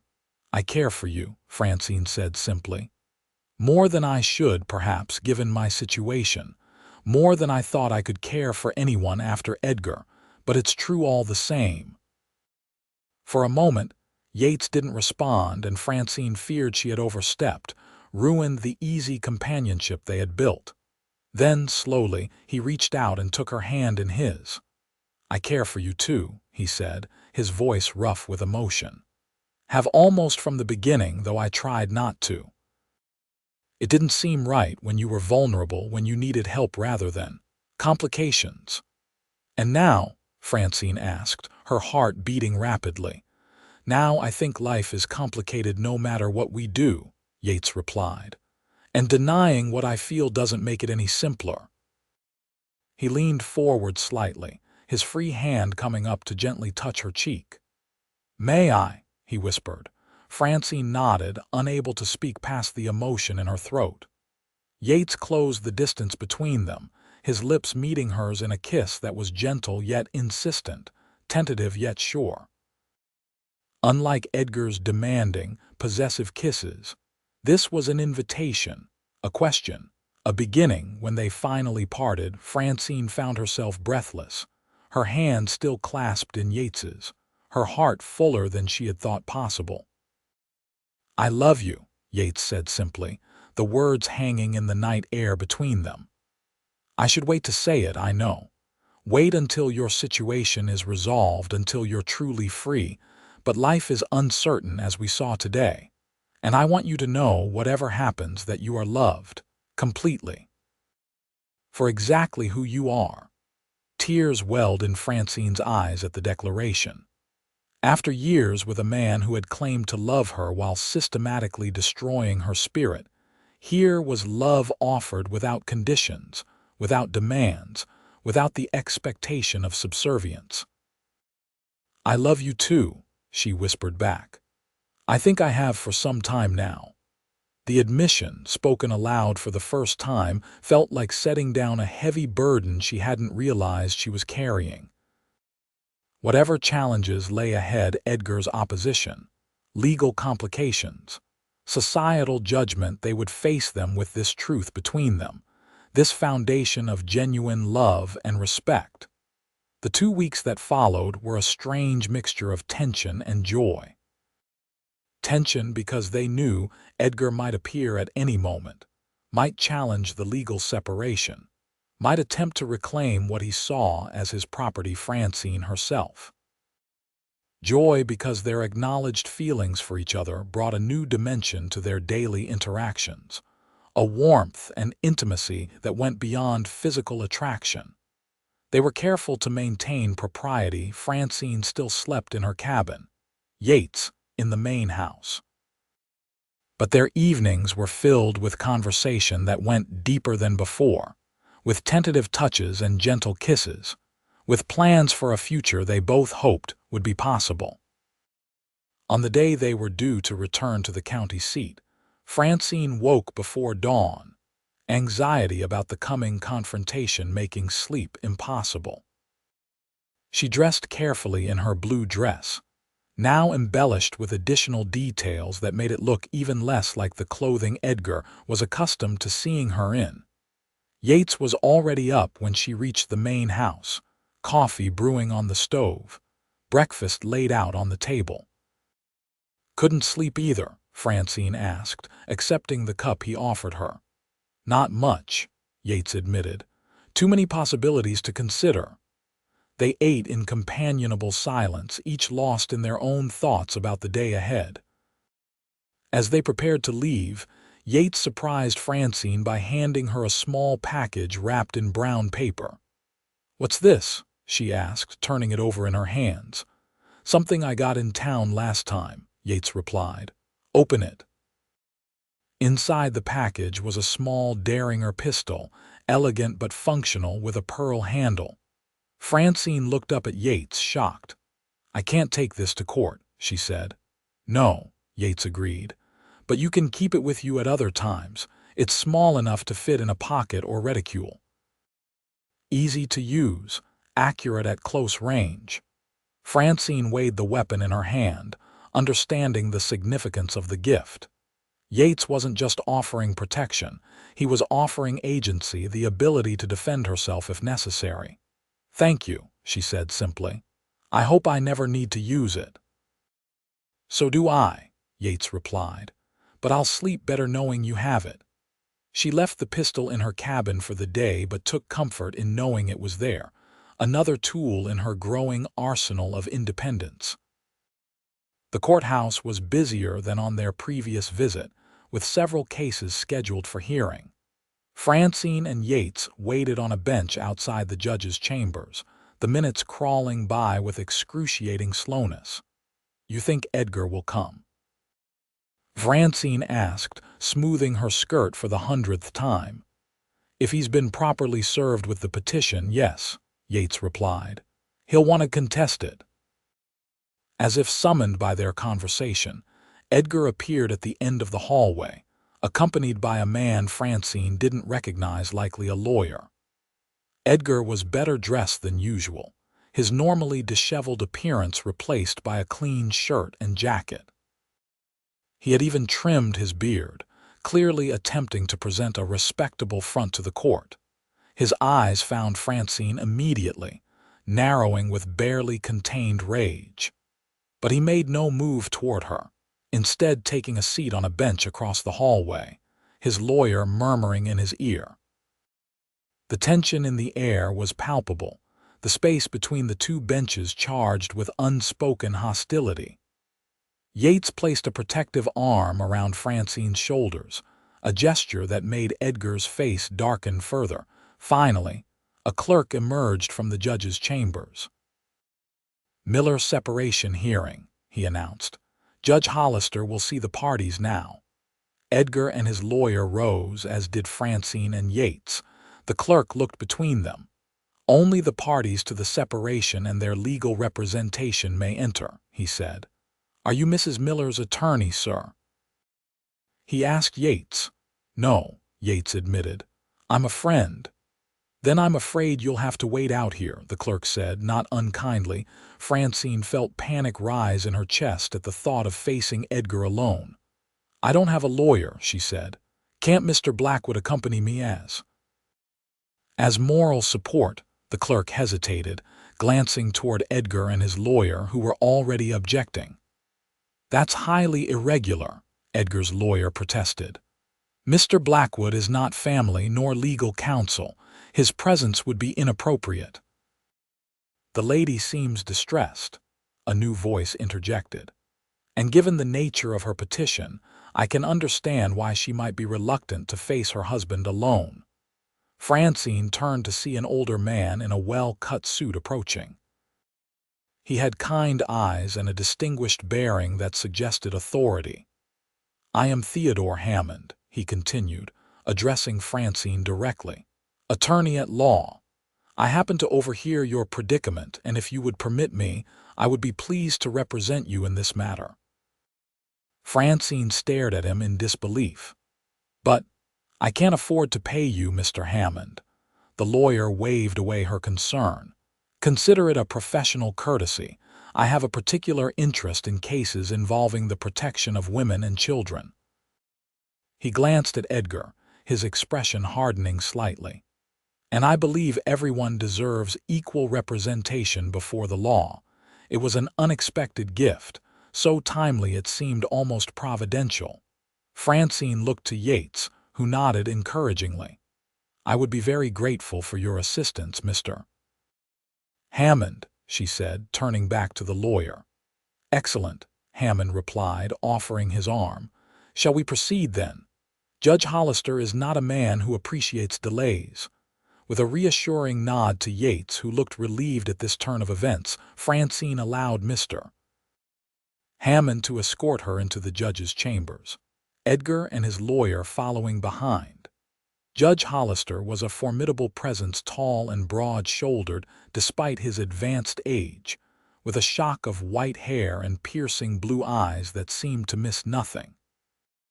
He listened attentively as the lawyers presented their cases, Hammond describing Edgar's pattern of abuse and Francine's fear for her safety.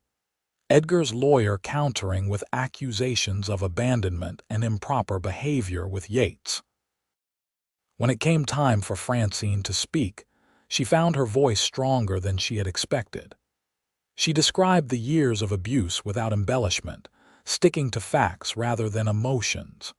She explained her flight, her need for safety, and her desire for legal freedom to rebuild her life. Edgar, when his turn came, painted a very different picture, one of a devoted husband and a wayward wife who had fallen under another man's influence. but his performance was marred by flashes of the anger he could barely contain, moments when his true nature showed through the veneer of respectability.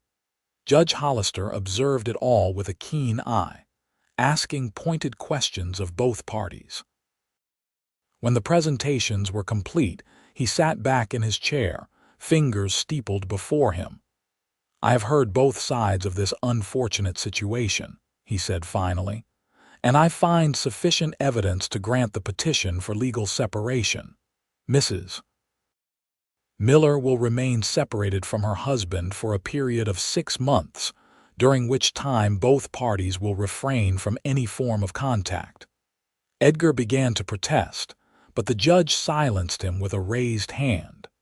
"After 6 months, if Mrs. Miller wishes to pursue full divorce, the court will consider that petition based on the circumstances at that time. In the meantime, Mr. Miller, you are ordered to stay at least 500 yards from your wife at all times. Any violation of this order will result in your immediate arrest." The ruling was more than Francine had dared to hope for. Legal separation was granted, and with it, the protection of a formal order keeping Edgar away from her. The path to eventual divorce was clear, if not immediate. "Thank you, Your Honor," Mr. Hammond said, bowing slightly. Edgar's lawyer attempted to argue further, but Judge Hollister was firm in his decision.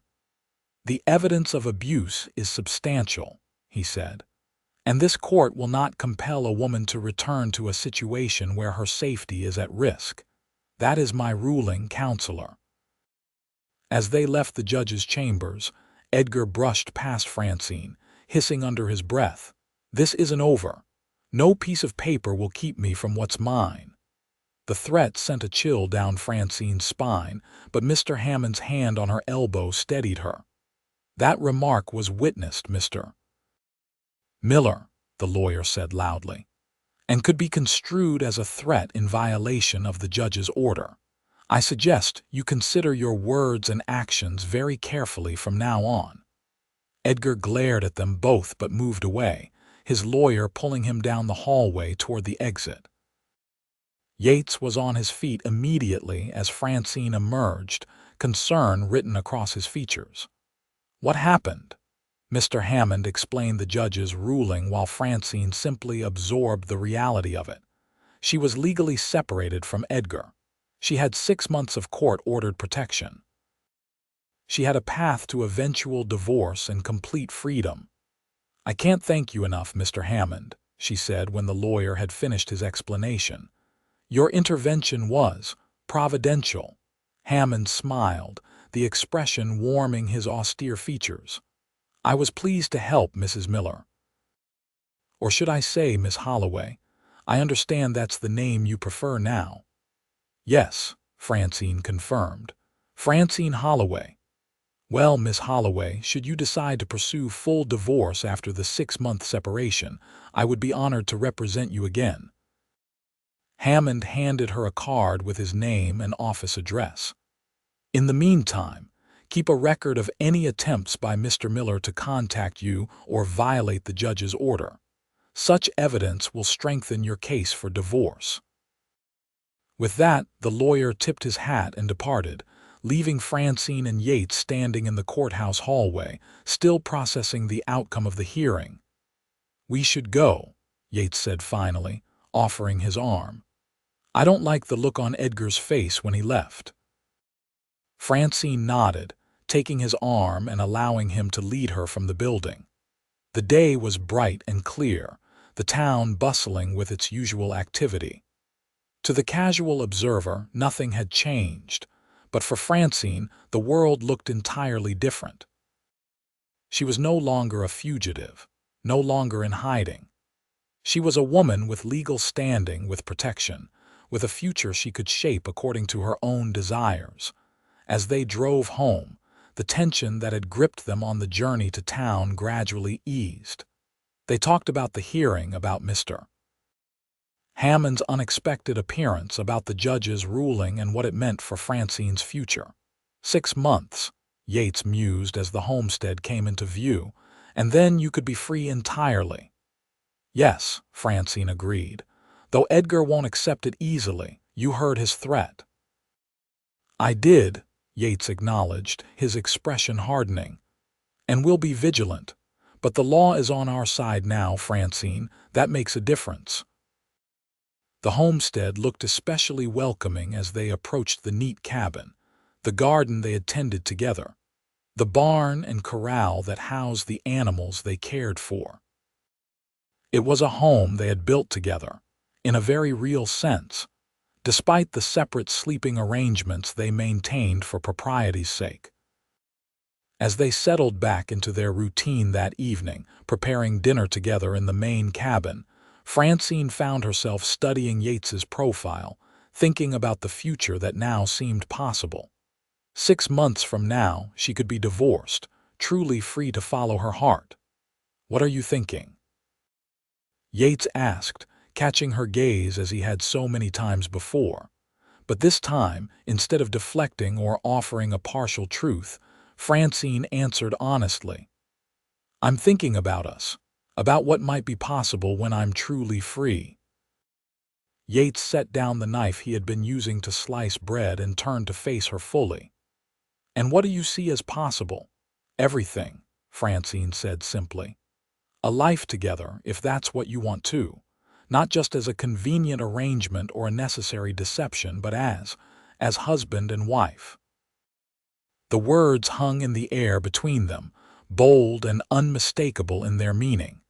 Yates's eyes widened slightly, then softened with an emotion that made Francine's heart race. "That's what I want," he said, his voice low and certain. "It's what I've wanted for longer than I should admit.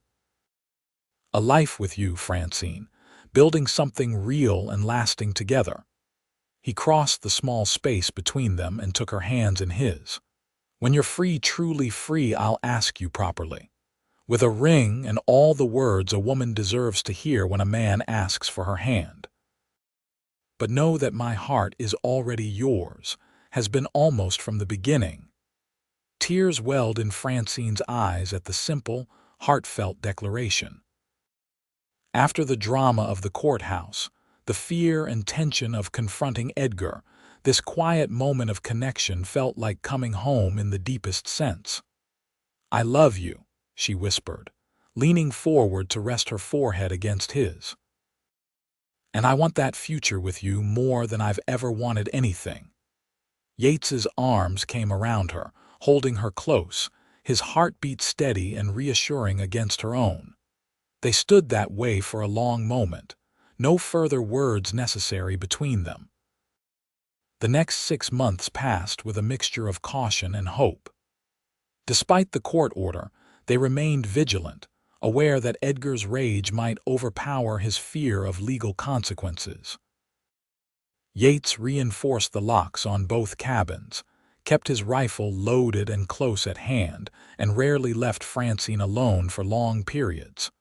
But alongside the caution, there was joy. With her legal status secured, Francine felt free to fully embrace life on the homestead. She expanded the garden, adding flowers among the vegetables. She began keeping bees in hives Yates built for her, harvesting honey that they sold in town. She even started teaching reading and basic arithmetic to the children of neighboring farms once a week, finding purpose in sharing the education her father had valued so highly. And through it all, her relationship with Yates deepened. They maintained separate dwellings, still mindful of propriety despite their private declarations. But they spent their days together, working side by side, planning for a future they both believed in. In the evenings, they would sit on the porch watching the sunset, talking about everything and nothing, sometimes simply enjoying the comfortable silence between them. They ventured into town occasionally, Francine holding her head high despite the whispers and stares. Most people were kind, or at least neutral, having heard enough about Edgar's behavior to understand why she had left. Mrs. Parker and her daughter were particularly supportive, inviting Francine to social gatherings and treating her with warmth and respect. Edgar, to their relief, seemed to be respecting the court order. There were rumors that he had taken to drinking even more heavily, that his business was suffering, that he had become something of a pariah in the community. But he made no attempt to approach Francine or the homestead, at least none that they were aware of. As the 6-month mark approached, Francine contacted Mr. Hammond to begin the process of filing for divorce. The lawyer was encouraging, noting that Edgar's compliance with the separation order would work in her favor. "The grounds for divorce are clear," he wrote in response to her inquiry. "Cruelty is well established, and the successful period of separation demonstrates that reconciliation is neither desired nor advisable. I anticipate a favorable ruling, though these matters are never entirely predictable." The night before they were to travel to the county seat for the divorce hearing, Yates and Francine sat on the porch as usual, watching the stars emerge in the darkening sky. A cool autumn breeze rustled the leaves of the nearby trees, carrying the scent of approaching winter. "This time tomorrow," Yates said softly, "you could be legally free."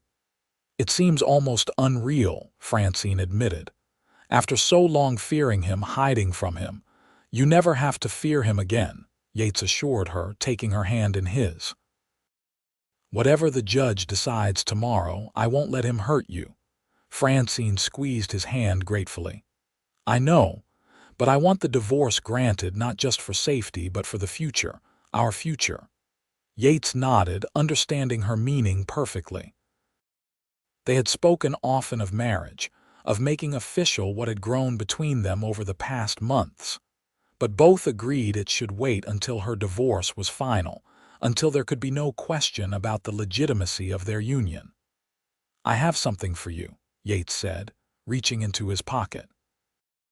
"I was going to wait until after the hearing, but, well, I think tonight is right." He withdrew a small box and opened it to reveal a ring, a simple gold band set with a single pearl. It wasn't ostentatious, but it was elegant and somehow perfectly suited to Francine's taste. "It was my mother's," Yates explained. "My father gave it to her when they became engaged. I've kept it all these years waiting for." He paused, his voice rough with emotion. Waiting for the right woman to wear it, Francine stared at the ring, tears blurring her vision. "Yates, I'm not asking formally, not yet," he hastened to add. "That will come when you're legally free, but I wanted you to have this now as a promise. A promise that whatever happens tomorrow, whatever challenges we face, my heart is yours completely." With trembling fingers, Francine took the ring from the box. It was lighter than she expected, warm from being carried close to Yates's body. "It's beautiful," she whispered. "May I?" Yates asked, taking the ring gently from her fingers. Francine nodded, unable to speak past the emotion in her throat.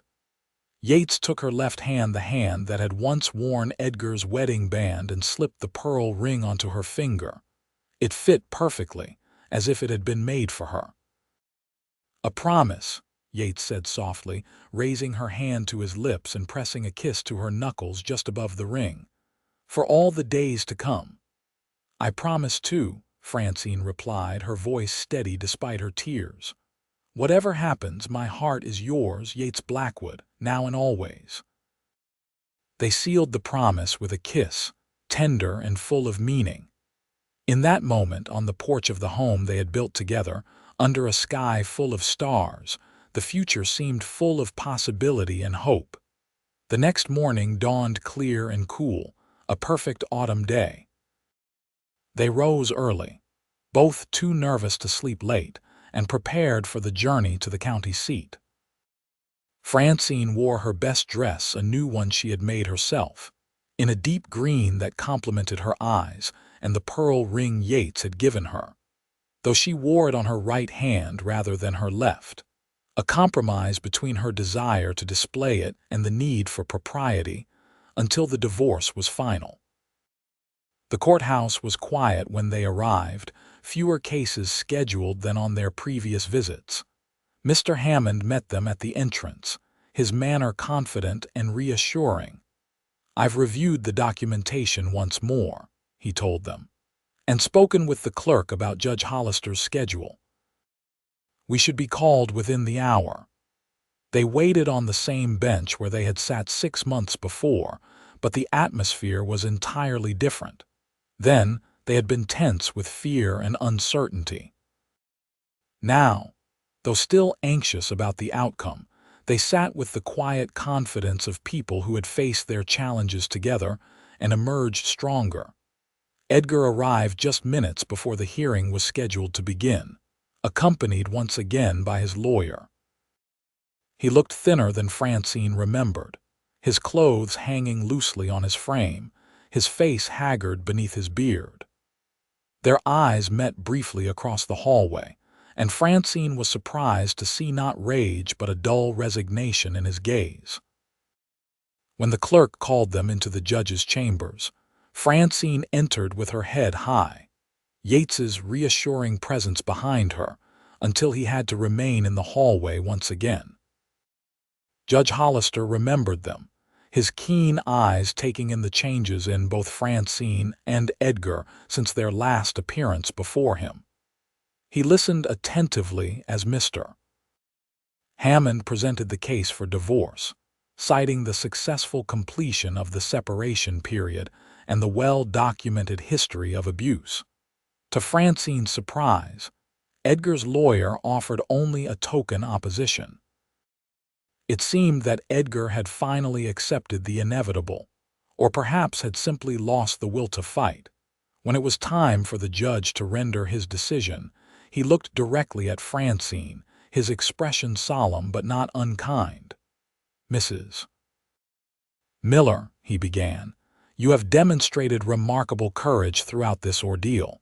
You have adhered to the terms of separation, built a new life for yourself, and shown that you are capable of independence and self-sufficiency." He turned to Edgar. "Mr. Miller, you have complied with the court's order to maintain distance, which speaks in your favor. However, the evidence of your previous behavior toward your wife is substantial and deeply troubling." Judge Hollister closed the file before him. "Having considered all factors, I hereby grant the petition for divorce on the grounds of cruelty. Mrs. Miller, you are no longer legally bound to Mr. Miller and are free to use your maiden name, Francine Holloway, in all legal matters henceforth." The words washed over Francine like a cleansing rain. Free. She was free. Legally, officially, completely free of Edgar and the nightmare her marriage had become. "Thank you, Your Honor," she said, her voice steady despite the emotion swelling in her chest. "There is one additional matter," the judge continued. "Mr. Miller, you are hereby ordered to maintain a distance of no less than 500 yards from Miss Holloway at all times. This is not a temporary measure but a permanent condition of this divorce. Any violation will result in your arrest and imprisonment. Is that understood?" Edgar nodded sullenly, his earlier resignation now tinged with bitterness. "Yes, Your Honor." "Then this matter is concluded," Judge Hollister declared, closing his ledger with a definitive thump. "You are all dismissed." Outside the judge's chambers, Yates was on his feet the moment the door opened. One look at Francine's face told him all he needed to know. "It's done?" he asked, hope clear in his voice. "It's done," Francine confirmed, a smile breaking across her face like sunrise. "I'm free, Yates. Completely free." Propriety be damned. Yates swept her into his arms right there in the courthouse hallway, lifting her off her feet in a joyful embrace. Francine laughed, a sound of pure happiness that echoed in the formal space. Edgar emerged from the judge's chambers in time to witness their celebration. For a moment, his face darkened with the old rage, and Francine tensed, fearing he might cause a scene despite the judge's order. But then, surprisingly, something in his expression shifted. Without a word, he turned and walked away, his lawyer hurrying after him. Mr. Hammond approached, smiling at their obvious joy. "Congratulations, Miss Holloway," he said, emphasizing her maiden name. "A well-deserved victory." "I can't thank you enough, Mr. Hammond," Francine replied, still breathless from Yates's exuberant embrace. "Your help has been invaluable." "It was my pleasure," the lawyer assured her. "And now I believe you have a future to begin building." Indeed they did. As they left the courthouse, stepping into the bright autumn day, Francine felt as though she were truly seeing the world for the first time. Colors seemed more vivid, sounds clearer, the very air sweeter to breathe. Yates helped her into the wagon, then climbed up beside her, taking the reins. But before he urged the horse forward, he turned to Francine, his expression suddenly serious. "I know we agreed to wait until the divorce was final," he said. "And now it is. So, Francine Holloway." He reached into his pocket and withdrew the small box that had held the pearl ring, now empty since the ring already adorned her right hand. "Will you marry me? Will you build a life with me, share my home and my name, allow me to love and protect you for all our days?" Though she had anticipated this moment, had known it was coming, the simple, heartfelt proposal brought fresh tears to Francine's eyes. "Yes," she said without hesitation. "Yes, Yates Blackwood, I will marry you with all my heart, yes." Yates's face lit with a joy so pure it took Francine's breath away. He reached for her right hand and gently removed the pearl ring, then lifted her left hand and placed the ring where it truly belonged. "A promise fulfilled," he said softly. They were married 2 weeks later in a simple ceremony at the Parker homestead. Susan Parker stood as Francine's witness, her brother Joseph as Yates's. The ceremony was small but joyful, attended by the neighbors who had accepted Francine without judgment and supported her through her difficult transition. Francine wore a dress of ivory silk, ordered specially from a dressmaker in the county seat, her one extravagance for the occasion. Her shortened hair was adorned with small white flowers, and in her hands she carried a bouquet of late-blooming wildflowers gathered from the meadow near their home. Yates, standing tall and proud in a new suit, watched her approach with an expression of such tenderness that Francine felt her heart might burst with happiness. As they exchanged vows, promising to love and cherish one another for all their days, Francine knew with absolute certainty that she had found what she had once thought impossible, a true partnership based on love, respect, and mutual support. The reception that followed was a proper celebration, with music and dancing, food and drink, laughter and good wishes. As evening fell, Yates and Francine bid farewell to their guests and drove home together, home to the homestead that had been her refuge and was now their shared domain. That night, for the first time, Francine slept in the main cabin, in Yates's bed that was now their bed. Their coming together as husband and wife was everything her first marriage's intimacy had not been: tender, respectful, joyful, and deeply loving. In Yates's arms, Francine found healing for wounds both physical and emotional, a completion she had never dared to hope for. In the quiet aftermath, as they lay together watching moonlight spill through the window, Yates traced gentle fingers along her arm. "Happy?" he asked softly. "More than I can express," Francine replied, turning to look into his eyes. "I never knew it could be like this, that love could feel so safe." Yates pressed a kiss to her forehead. "That's what love should be," he said. "A safe harbor, not a storm." The words resonated deeply with Francine. She had weathered the storm of her first marriage and found harbor in the most unexpected place, with a quiet cowboy who had offered shelter, food, and ultimately, his heart. 1 year later, as spring once again brought new life to the land, Francine stood on the porch of their home, one hand resting on her swollen belly. The homestead had flourished under their joint care. The garden expanded. The beehives multiplied. The house itself improved with a new addition that would serve as a nursery for the child they expected in summer. Yates came up behind her, wrapping his arms around her, his hands covering hers over the swell of their unborn child. "What are you thinking?" he asked, his breath warm against her ear. Francine leaned back against him, secure in his embrace. "That life has a way of surprising us," she said. "That sometimes the darkest moments lead to the brightest futures. Like a storm clearing to reveal the stars," Yates murmured, pressing a kiss to her temple. "Exactly like that," Francine agreed, turning in his arms to face him. "I ran from a nightmare and found a dream I hadn't dared to imagine." Yates smiled, the expression lighting his eyes with the warmth that never failed to move her. "And I opened my door one stormy night and found my future standing there."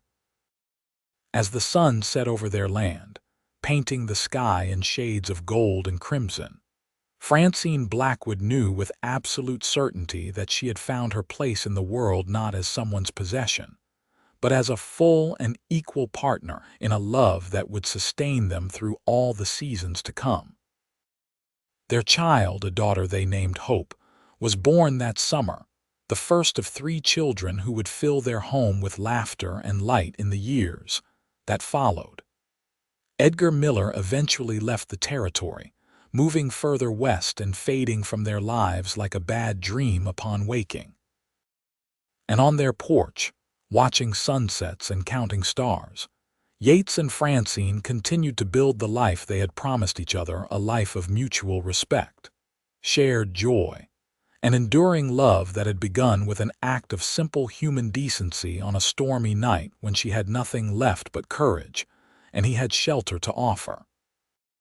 In the wild and often unforgiving landscape of the Montana Territory, they had found in each other the rarest and most precious resource of all, a love that healed rather than harmed, that built up rather than tore down, that offered freedom rather than captivity.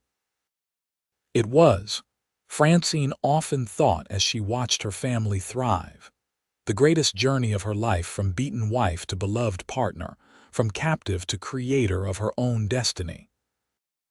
And though the path had been painful and fraught with danger, she would not have changed a single step, for each one had led her here, to this man, this home, this life that was finally and completely her own.